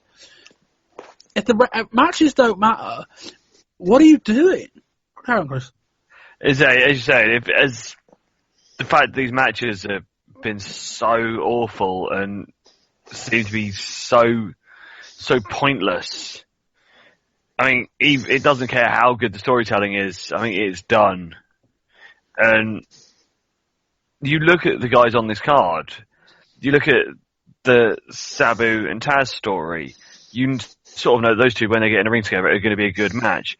You look at Candido. You look at Douglas. You look at these guys that can actually put on decent wrestling matches. Why aren't these your champion and having the title, which would mean the title would actually mean something? Whereas you can have this, but the fact that it's your championship match, I think, makes it even more of one of those of, this is awful. I mean, it's that sort of point where, does the title literally mean that little that even as a prop in this story, no one actually cares? Apparently not. Rory, any more thoughts? Yeah, there are three major problems here. One, the rather obvious fact that the matches have just been absolute tosh. The second one, Laurie and Tyler, they've almost dropped the story to an extent here. I said it was a 6-month family feud, but I think I was overstating the case here. It's almost as if Laurie and Tyler are just Raven's sidekicks now. We've almost forgotten the story that, hello, that's the Sandman's son and his ex-wife there. They're just people who come to the ring with Raven and try to help him win matches. And they've dropped what was a hot storyline, despite my reservations about it when it started. And now they're just there. And the third problem is, if they do drag this out, and I fear they might even take this all the way to the first pay-per-view, if that is going to be in March or April time, it's the fact that the Sandman's still the champion. So I fear that they might do a thing where Raven gets the title back in a month or a couple of months, and then we drag it out again until Sandman eventually wins the title and maybe wins his family back at the March-April pay-per-view as well. So he could be getting this match for about 4 or 5 more occasions. So, yay. Yeah, and Rory, my biggest observation, are they doing damage? Are they doing damage to the Sandman here with this? How do you mean? Sandman was, he was in the tops. Sandman is great, I think, in really short bursts. In that he's quite limited, but you build up a guy and you build up a big match, and Sandman, just comes out swinging a fucking cane and drinking beer. I don't know that Sandman's capable of being in this type of program. I feel like the booking of Sandman is just strip it down to its very core, having come out, swing a cane, kicks a match, drinks a beer and win a match, right? That's very, very visceral, very simple, very easy way of doing things. I feel like if people start associating Sandman less with that side of things because they don't see it often enough, and more with just this terrible standard of match, that it actually might do some damage. Yeah, I've got you. And I think you're right. I mean, you said earlier that he's the most over guy in the company. I'm not sure he is. He got a decent reaction throughout this match, but it pales into comparison to some of the ones he's had since this feud began. And it was also a general issue here, and it affects ECW as well. When your champion is a babyface, the money's in the chase, as they say. Now Sandman's actually got the title. I almost forgot that he was defending the belt in this match, as bizarre as that sounds. I've always it's locked in my head that Raven should be the champion here, but Sandman has got the belt. And when somebody who the crowd love for doing what they're doing month after month, when they suddenly win the title, there's nowhere else you can really go with there. And I think that ECW with the Sandman have fallen victim of that malaise as well. And I think he does need to drop the title. Not that I particularly want to see him winning back, but I think you're right, Bob. The bloom might be coming off the rose with the Sandman as a character. And if he's losing that connection with the ECW crowd, they've got a problem. Because let's face it, he hasn't got much else. No. If he becomes less over, his stocks just plummet very, very quickly. Let's move on. It's time for the main event. Terry Funk and Tommy Dreamer versus Shane Douglas and primetime Brian Lee with Francine. Yikes, Francine isn't wearing much here, I've got in my notes. Douglas says he's been hired, he being primetime Brian Lee, to take out Funk tonight. Sorry, I'll try it again. He's been hired to take out Funk tonight. Here's the Bulldozer, primetime Brian Lee. Start with an actual tag match. Funk wants Douglas, but Douglas tags out to Lee. Rory, serious question. Why do we start with tag team rules at ECW? What the fuck's the point? I have no idea whatsoever. Everybody knows within 90 seconds is going to break down and people are going to pair off and brawl all over the arena. Just drop the pretense and have them do that straight away, man. It's an attention to detail thing, but anyway. Who knows? Fans chant, she's a whore, as Dreamer tags himself in. Dreamer hits a Russian leg sweep. The match breaks down. Of course it does. There it is. Dreamer hits a bulldog of sorts. Douglas basically ends up head first on Dreamer's shoulder. All four are in the crowd now. Douglas keeps hitting Funk, who seems to be more fired up with every punch he receives. We end up by the exit. We then ball back towards the ring. Funk seems to go after a photographer. A guardrail ends up in the ring. Funk hits Lee with a chair about 3 times. Dreamer fires Douglas into the guardrail, then Lee. They dump the guardrail on Lee and then Douglas onto the guardrail. Douglas gets crotched on the guardrail, then yanked off of it. Dreamer attempts to move off of it, but Lee drops him on his nuts and Funk DDTs Lee. Lee hits a splash onto Dreamer, who's lying on the guardrail. Douglas hits a release suplex on Dreamer on the guardrail. Dreamer and Douglas brawl in the right. Francine comes off the top with a nice crossbody and takes Dreamer down. Dreamer hits a low blow. Francine goes to the top, but Dreamer picks her up and hits an atomic drop. Lee hits a big boot on Dreamer. Funk lobs the chair in the ring. Lee accidentally big boots Douglas. Funk levels Douglas with a clothesline for a 2. Lee hits a primetime slam over the top rope on Dreamer. Funk drags the ref out of the ring and throws him into the crowd. Funk fights them off 2-on-1. He and Lee exchange slaps. Douglas hits a pile driver onto Funk. We then get a double spike pile driver by Douglas. Douglas hits a single arm DDT, the one that broke Wolf's neck. Douglas gets Funk in a pile driver position, then pile drives him through a table on the outside. Lee hits Tombstone on Dreamer, goes for a pin, but the ref has to come to and Dreamer kicks out.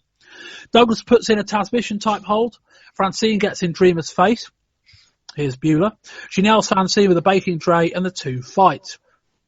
Douglas goes after Beulah and then hits a belly to belly on her.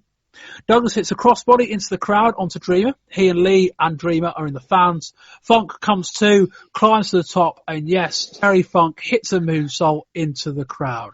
That man is far too old to be doing that, but still, what a spot.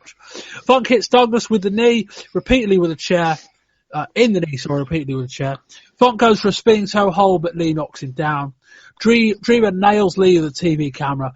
Funk hits a DDT onto Lee and wins the match. After the match, Douglas hits a DDT on Funk, then lays out the ref. The fans chant for Pitbulls, and out comes Pitbull number 2. He lays it to the both of them, massive press slam on Douglas. Lee clothesline Pitbull 2. Pitbull 2 hits a double clothesline and lays them out as we go off, or we fade to black. Chris, what do you think? It was, as you'd expect with the people that are in this, a walking brawl. It was good, you know. Funk is, as you say, far too old to do some of the shit that he's doing. Moonsaulting into the crowd is not what someone who's like mid-50s should ever be doing. Brian Lee, you know, you can only get so much out of him, and what he does it well. It was one of those, it was a good match. Whether it suffered, going back to whether it suffered because of the Sabu and Taz thing, I think it did while watching it, when I was watching it, because I was like, that should have been the lasting image, and this isn't something we've never seen before. This is a very sort of standard thing for ECW. It didn't feel special. I think it suffered a little bit because of that. But, you know, for who you had in the ring and what you got, it was much better than the dross we had before it. Rory. This Dreamer Lee feud has been absolute death, in my opinion. It's been going on now for about half a year, and I'm still not even really sure what their problem is with each other. I think the feud exists purely on the pure improviso that Lee put Dreamer through a couple of tables once. Well, okay. Is there anybody who hasn't put Tommy Dreamer through a table in their time, you know? And they somehow managed to drag this out for such a long time, just while they try to give Dreamer something to do until he eventually, I'd imagine, goes back to Raven, whenever that's going to be now. There's definitely not been a main event level feud. It was certainly not worthy main eventing over the title match, whatever what I thought about that. And this was a long match. It felt like a long match purely because it needed to be, because it was the main event. I never got the sense that there was anything really riding on it. I never got the sense that the four of them, in kayfabe terms, necessarily had the abilities that this match would last. I think it was about 20, 25 minutes, and it felt like a real stretch of credibility. Terry Funk is a word has yet to be invented to describe Terry Funk, but he is one.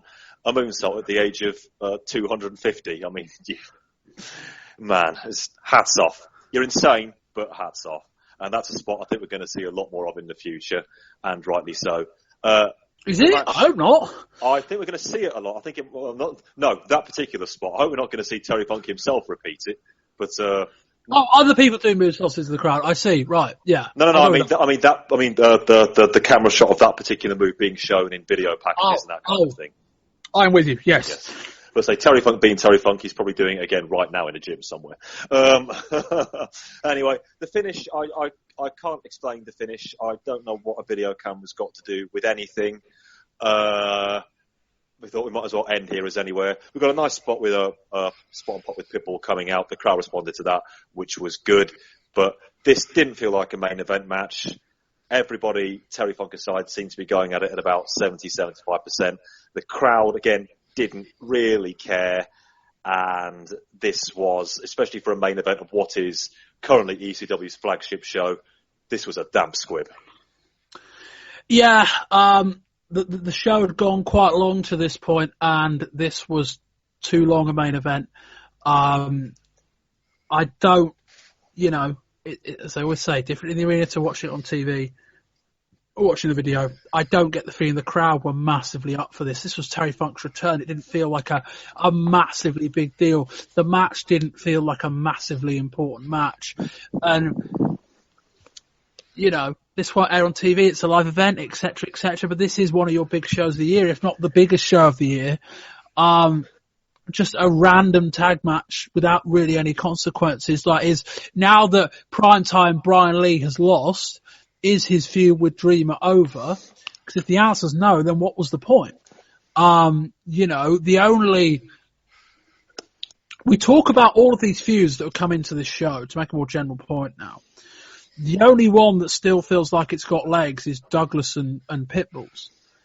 Terminators has been going on forever, and it just about works, mainly because it's just kind of this sort of innocent feud in the sense that they just don't like each other and just beat the fuck out of each other, come what may. Fair enough. But Dreamer and Brian Lee doesn't feel like a fresh feud. Raven and Sandman doesn't feel like a fresh feud.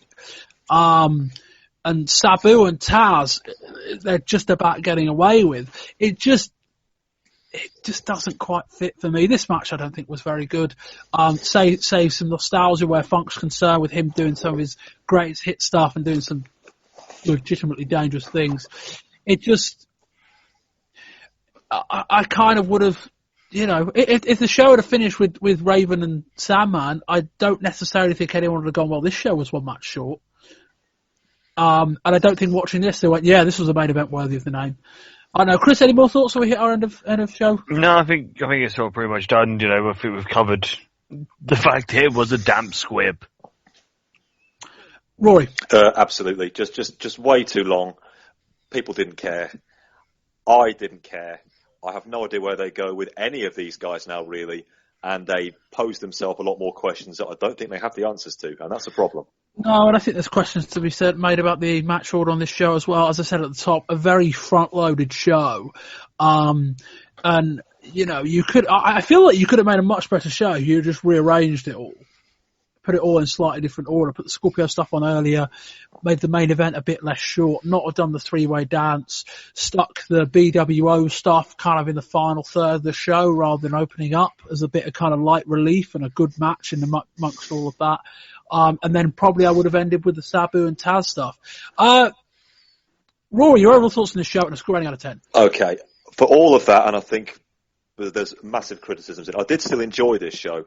I still think that they were right to actually make this show 3 hours because this is, at least their current standing until pay-per-view comes along, I think November to Remember is nominally their biggest event of the year. And there was a lot in there in which they tried to actually make it so. The Sabu Taz stuff especially. And there was some good wrestling on this show as well. The opener was good. Candida Whitwreck was good. There are good bits and pieces elsewhere. If you pick things out of the first tag team match, there's a lot to sit back and rewind the tape on there too. But there were just too many self-inflicted mistakes. So they posed themselves far too many questions that I don't think they can answer. There were some poor performances, some really questionable booking decisions. So I've got to go low on this one, I'm afraid.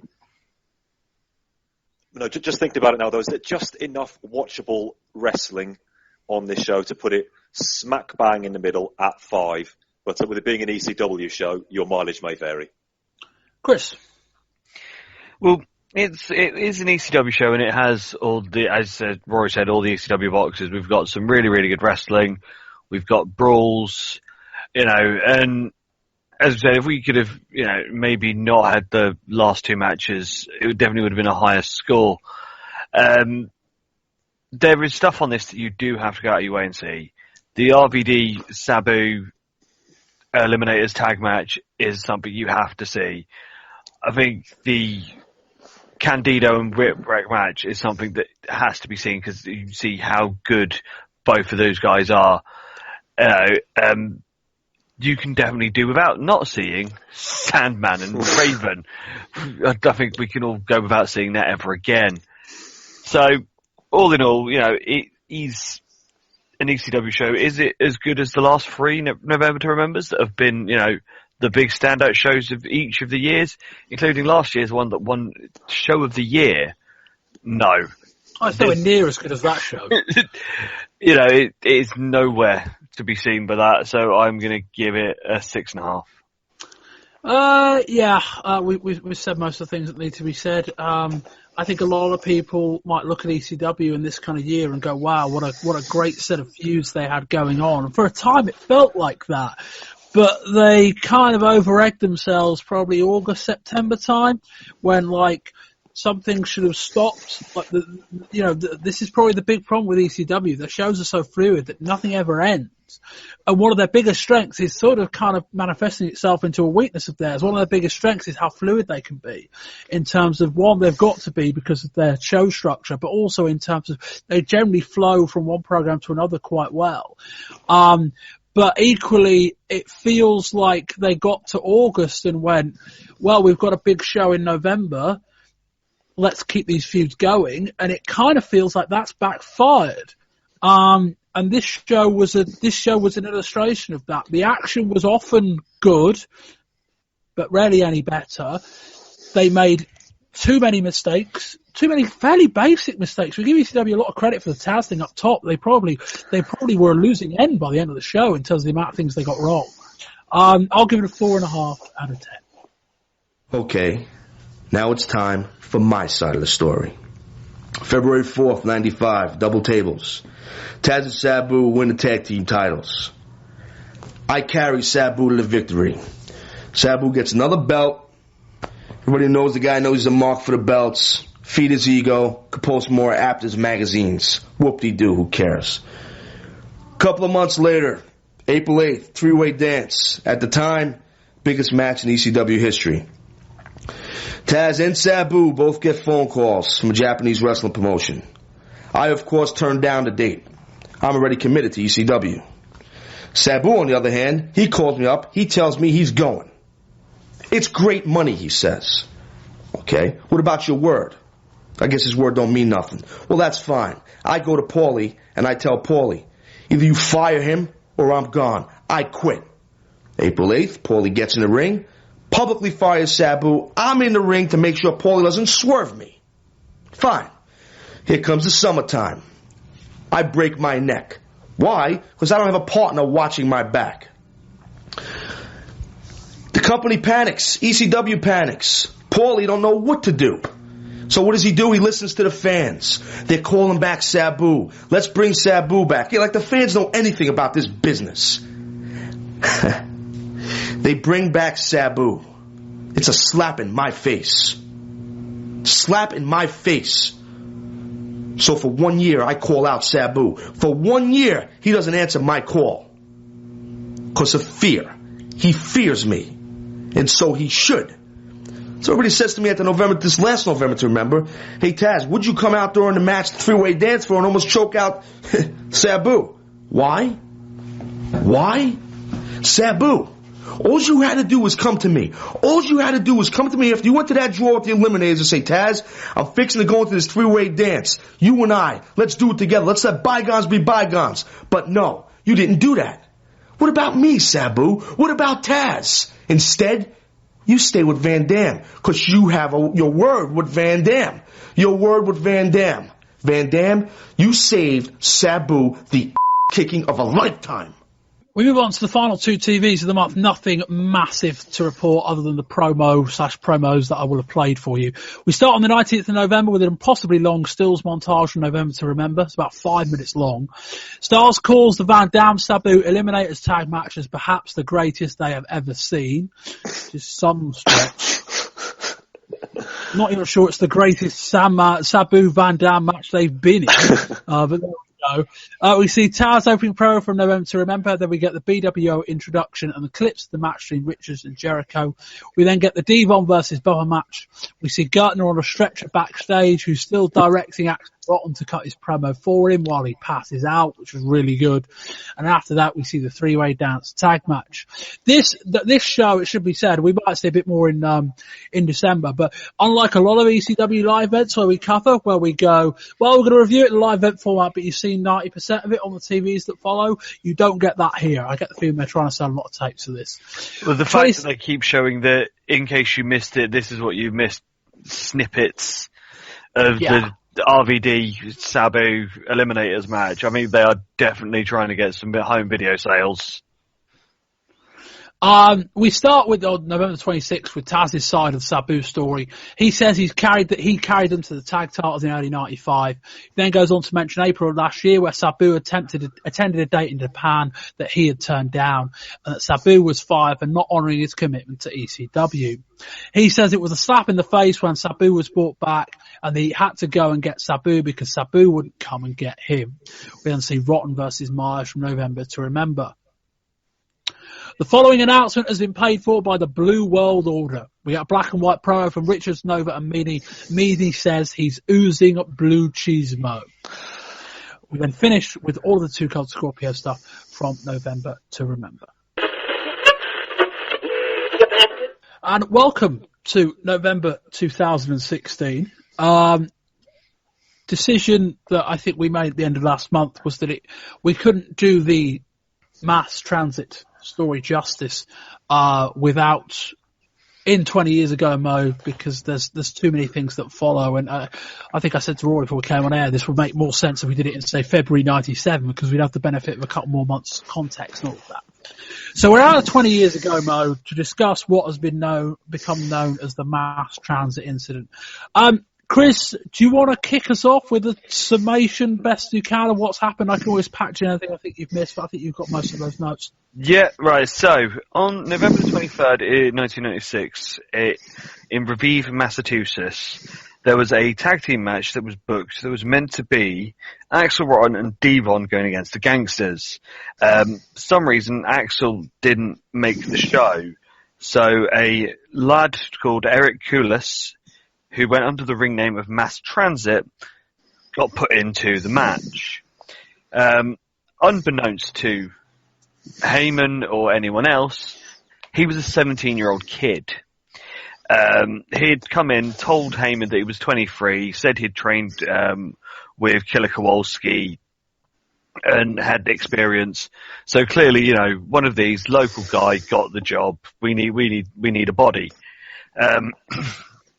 He then, in the match with the Gangsters, has the retarded idea of asking New Jack to get him to have colour. I think he asked him before the match, didn't he? I don't think that was made up on the fly. I think beforehand he thought, I want to get bloodied, but the story was he didn't want to do it. Definitely before the match. Yeah. And he says that he doesn't know how. And the bit, well, this comes to it, like, one fucking asking New Jack.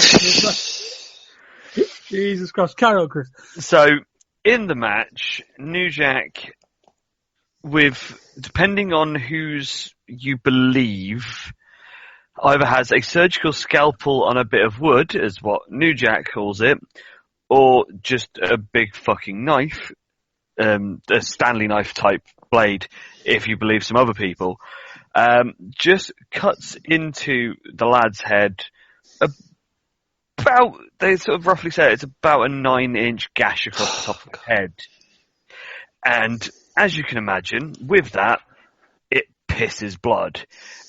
He actually did catch one of the arteries, so thus loads and loads of blood came out. The match was booked as a squash, so obviously Gangsters came out, do their thing, he cuts him, loads of blood. And the thing was, during this, the parents of Kulis are there shouting, he's 17, ring the damn fucking bell, he's 17. This match, obviously, will never be seen on TV. There was camcorder footage taken, which was used in the subsequent court case. Well, they weren't taping for TV, I don't think, were they? This was just a live event. It was a live event, but I think it is ECW sort of thing to film lots of these home events, basically, so they can use it as filler stuff for TV if needs be. Obviously, so there's the main gist of the incident. Obviously, there was lots of other bits and pieces to go into in a bit, but obviously, from the reports of what happened, it's one of those of how has this been able to happen? How has this kid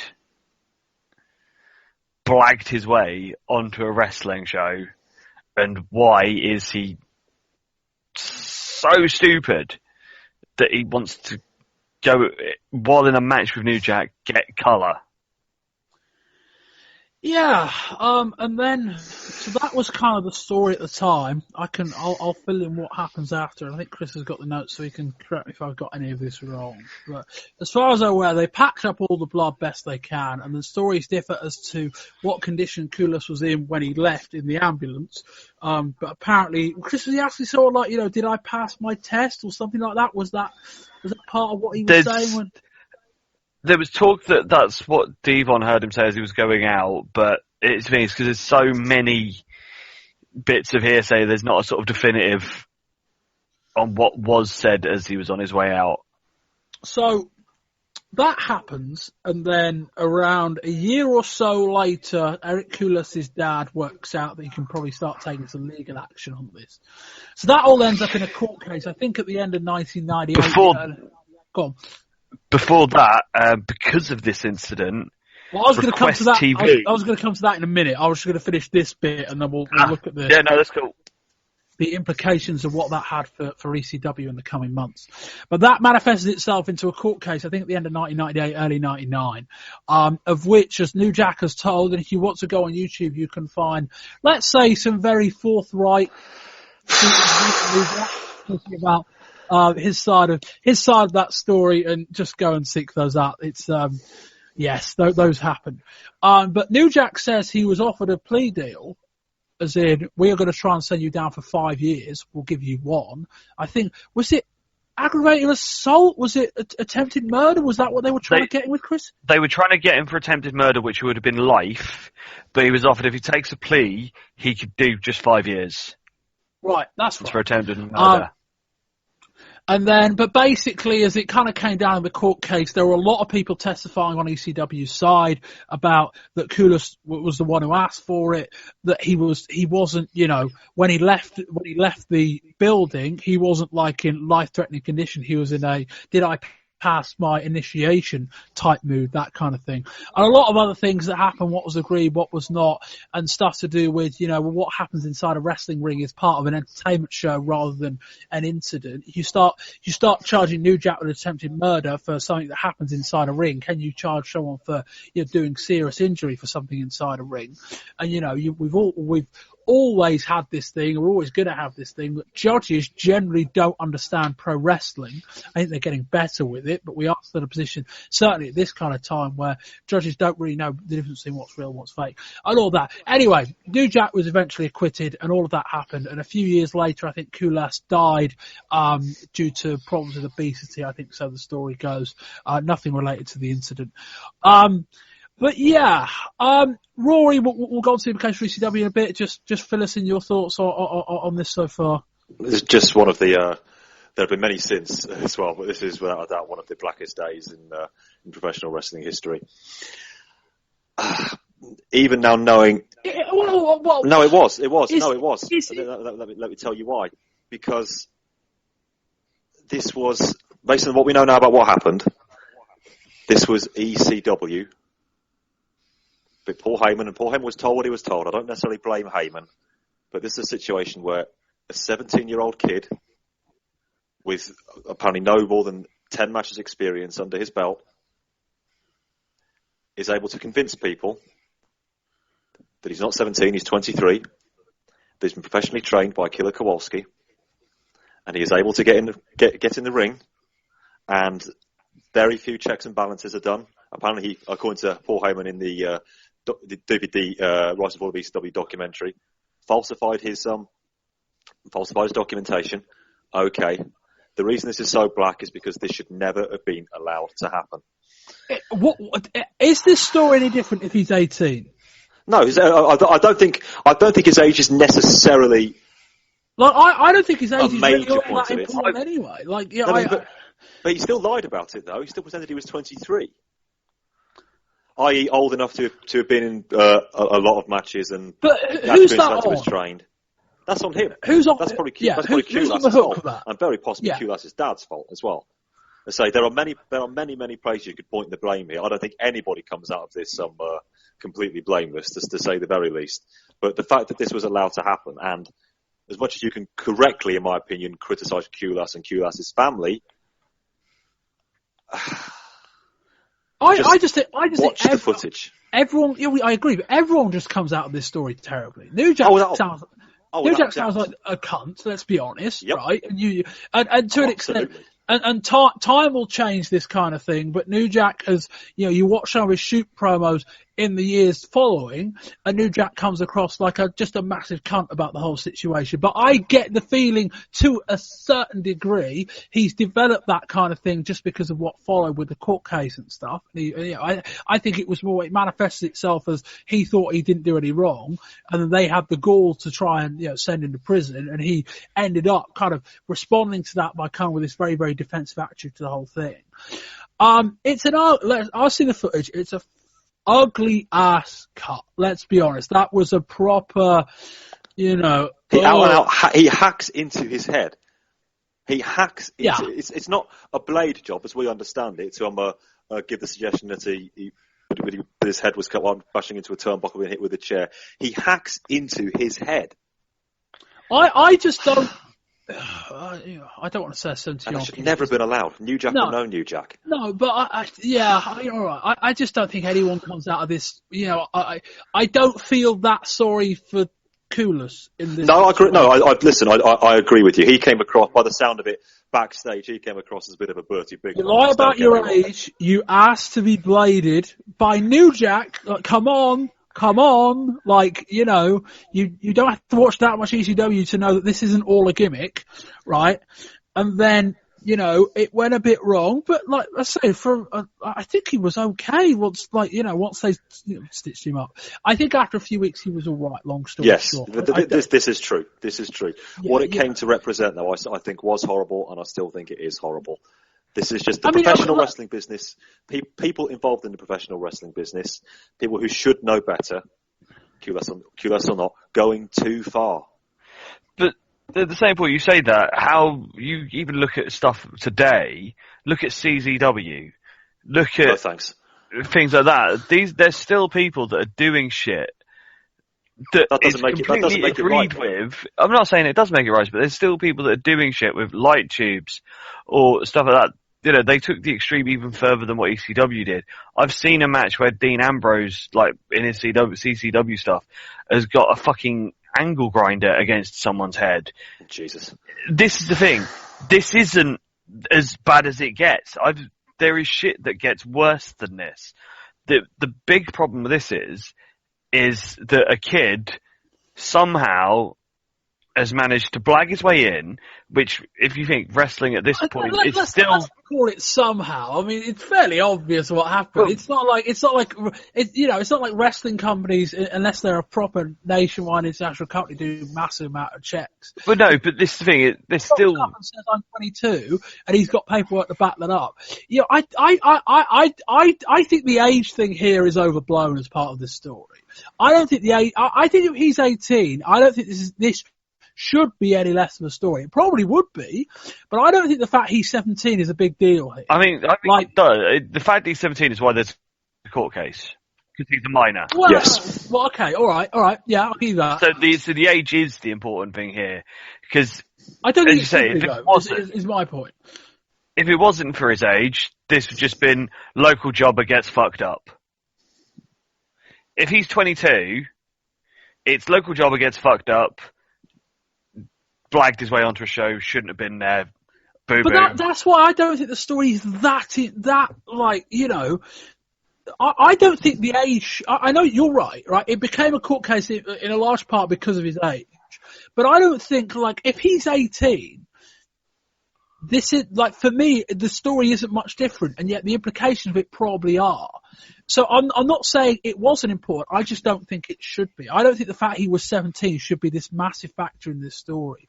And when you remove the age part from it, the objection just becomes, well, he asked him to get cut and New Jack went a bit too far. In the grander scheme of things, that's right. Rory, chip in? Yeah, I was just thinking about this now as you guys are talking. Do you think this is... I mean, my answer to this question is actually yes. Do you think this is worse than the Rockers' Charles Austin incident from 1990? In which for those who might not know, Charles Austin was a local jobber who was injured, paralysed by an errant Marty Jannetty rocker dropper, and he was eventually, I think it was settled. I think the court case for $26.7 million is the figure that's in my head. Yeah, that was what they settled on. Then I think it got downgraded afterwards. That's right. Yeah, and that was a. Again, I've seen the footage of that, and it's horrible stuff.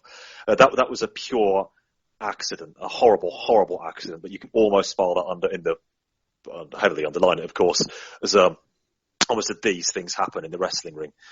Again, my major concern with this, and I'll say this until I'm blue in the face, is that everything that happened here, this is why everybody's to blame, and this is why I think it's still such a dark moment, because nobody pulled anybody up and said, what the fuck are you doing here?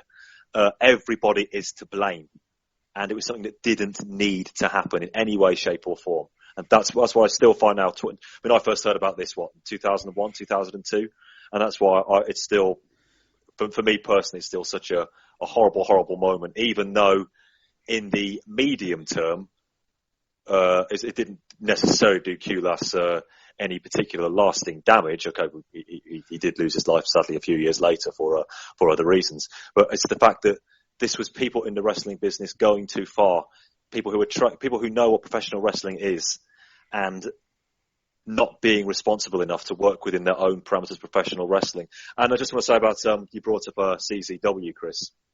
I mean, I think that is actually a very good example, but that shows that people didn't learn the lessons from this and other things like this. I'm sure even just a couple of months down the line when we carry on doing ECW shows, we're going to see all sorts of utterly insane shit taking place again.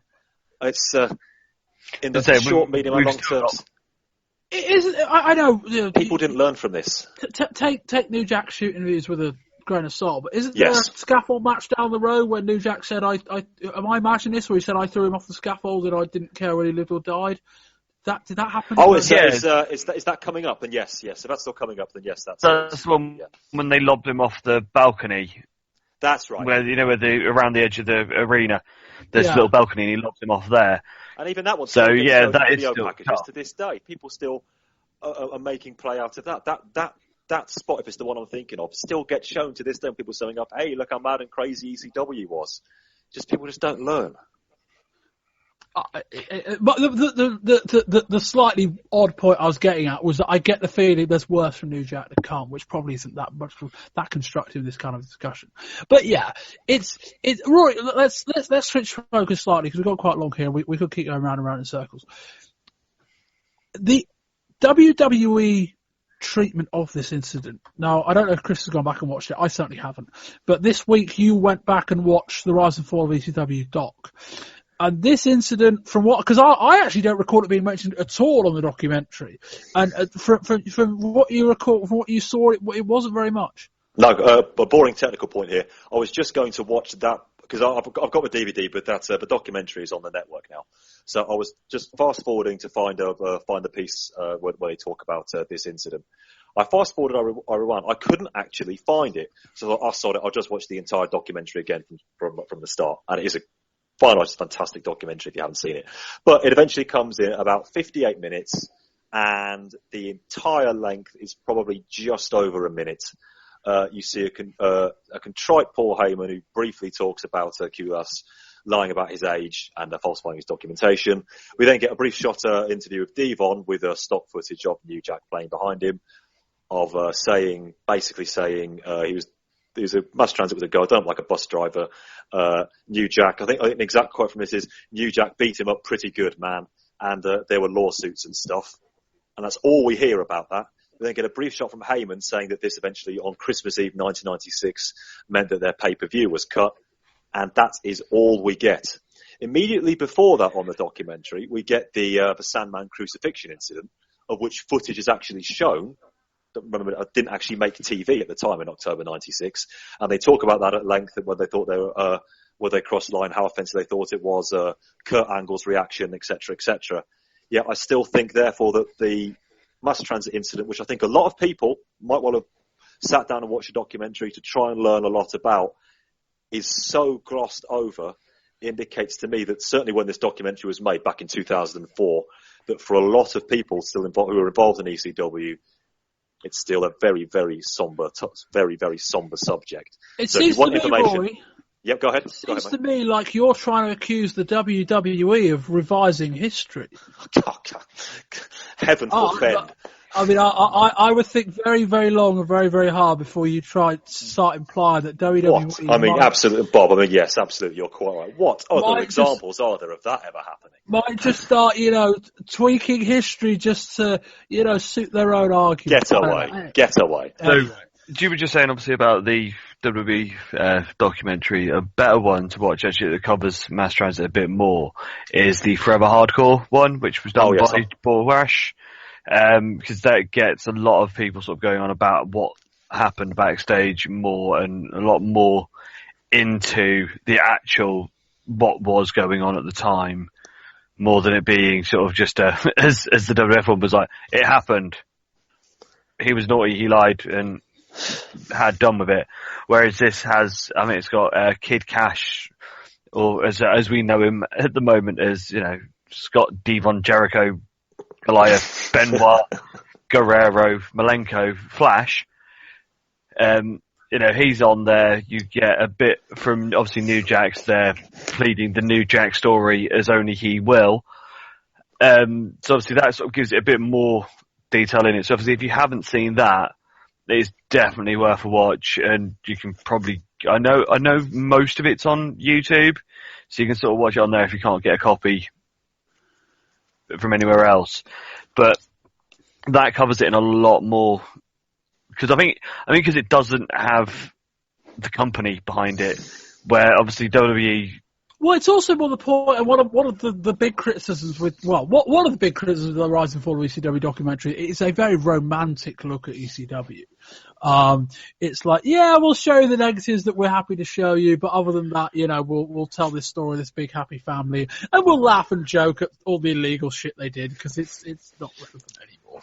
And also, the bigger point that I was making was that the Rise and Fall of ECW documentary is very much a documentary of its time, as in around that time, and it's changed since, but around that time, WWE were making a lot of these documentaries based around the stories of guys that were on WWE or inside the WWE's inner circle. Yes. So very, very conspicuous from his absence from that documentary is Shane Douglas. And Shane Douglas, Rory, you'll know, watching the documentary this week, is a very minor part of that documentary, which is a load of shit. But because he is a minor part, because he wasn't in the inner circle, they make him a minor part of the documentary because they'd rather tell a story of Mikey Whitwreck, because Mikey Whitwreck was inside the inner circle.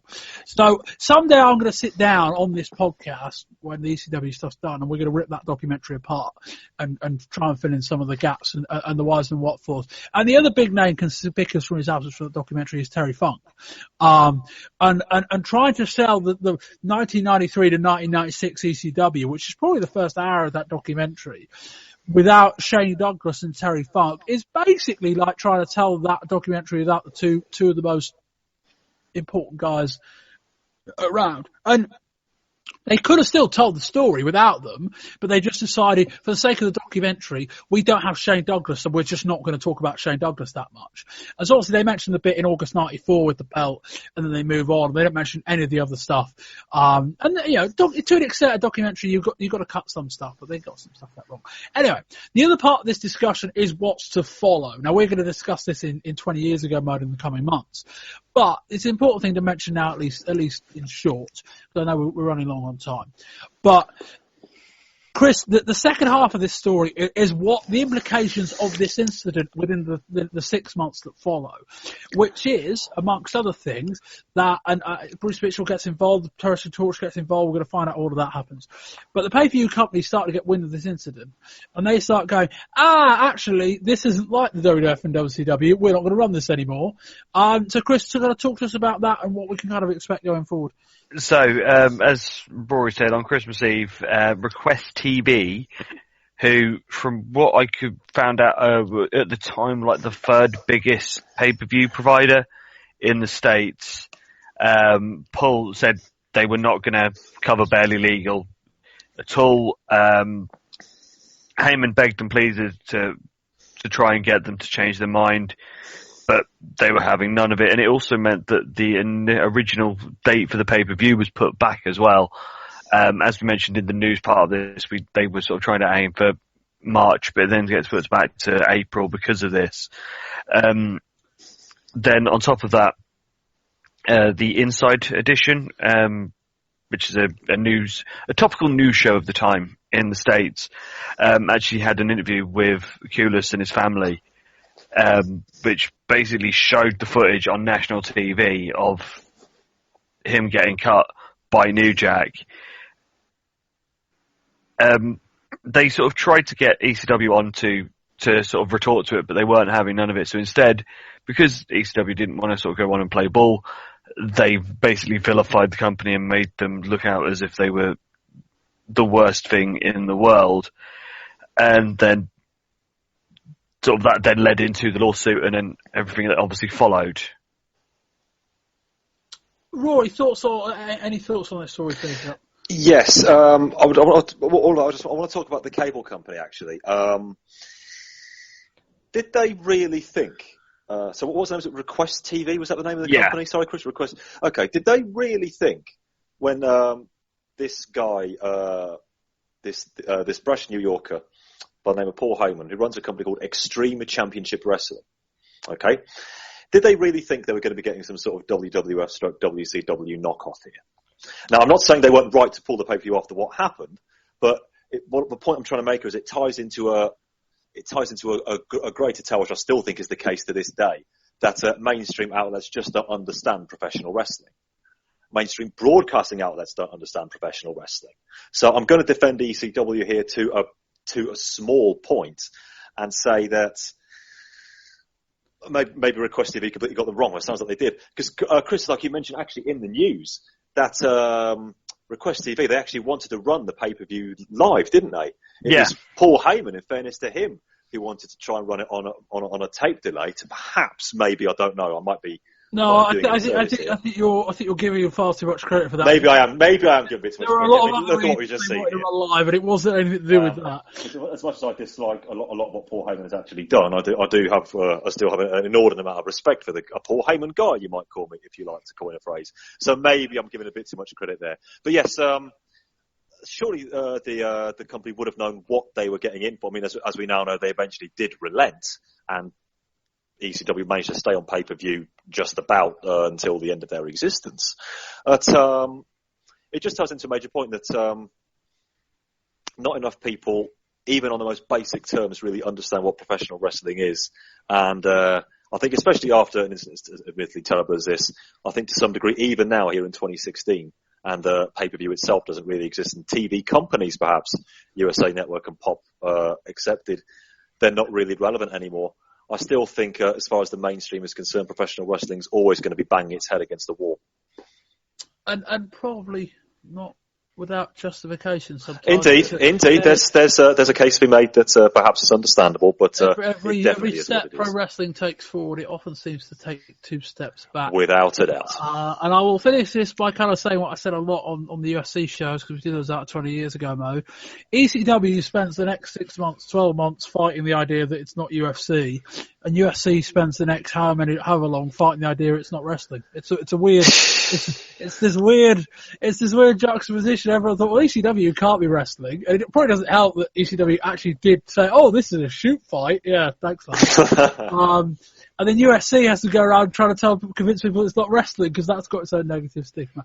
Anyway, fun to have a little bit of chat outside of 20 years ago. And that will wrap up this month's show. Firstly, thank you to Rory McNamara. My pleasure, guys. Rory, you can be found on Twitter. You can find me on Twitter at RorsDM. That's RORSDM. Excellent. And as always, to our man in the ECW chair, Chris Lacey. Chris. You're welcome, Bob. As always, follow us on Super Brawls, where at the minute we are in the midst of the summer of 1992, and a very strange time when WCW are now trying to get back in bed with the NWA and bringing out NWA world titles. And also, after last month, we've just had Doc and Gordy in WCW. And so, yeah, you can find that on the iTunes. Just search Super Brawls. We're on Twitter and Facebook, Super Brawls. And if you want me ranting about stuff, find me at Lacey 555-666. On the Twitter, there we go. Yes, 4 shows for you this month. Volume 1, WWF looking at Survivor Series, the Austin Pillman gun angle, and of course Austin and Bret Hart at the pay-per-view and all the stuff besides. Volume 2, looking at WCW. We haven't taken that yet. We'll take that next weekend, but expect quite a long rant from me as Eric Bischoff joins the NWO and just me banging my head against the wall. Volume 4, boxing, that's going to be fun. I've no idea if that show's going to be any good, but we have a copy of Mike Tyson and Evander Holyfield, and we are going to talk about it. We'll see how that whole thing goes. Anyway, you can find me on Twitter at Bamber. You can find the podcast on Twitter at Wrestling20RS. I've forgotten the Patreon plug again at the opening of the show. I need to work out what I'm going to do CCW-wise. But we are on Patreon if you'd like to donate to us as a thank you or to get early access to shows like this. We generally do tape ECW shows early in the month. It's actually only November the 13th at the moment.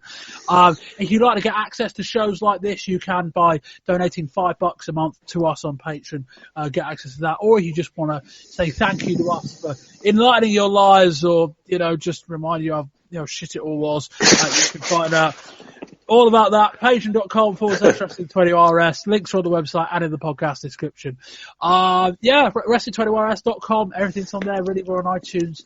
RSS, email newsletter. If you want to leave us a rating, you can do. So you know the drill by now. And that'll do that. I've been Bob Bamber. This has been Volume 3 of the November 1996 edition of the Wrestling 20 Years Ago podcast. And until next time, goodbye.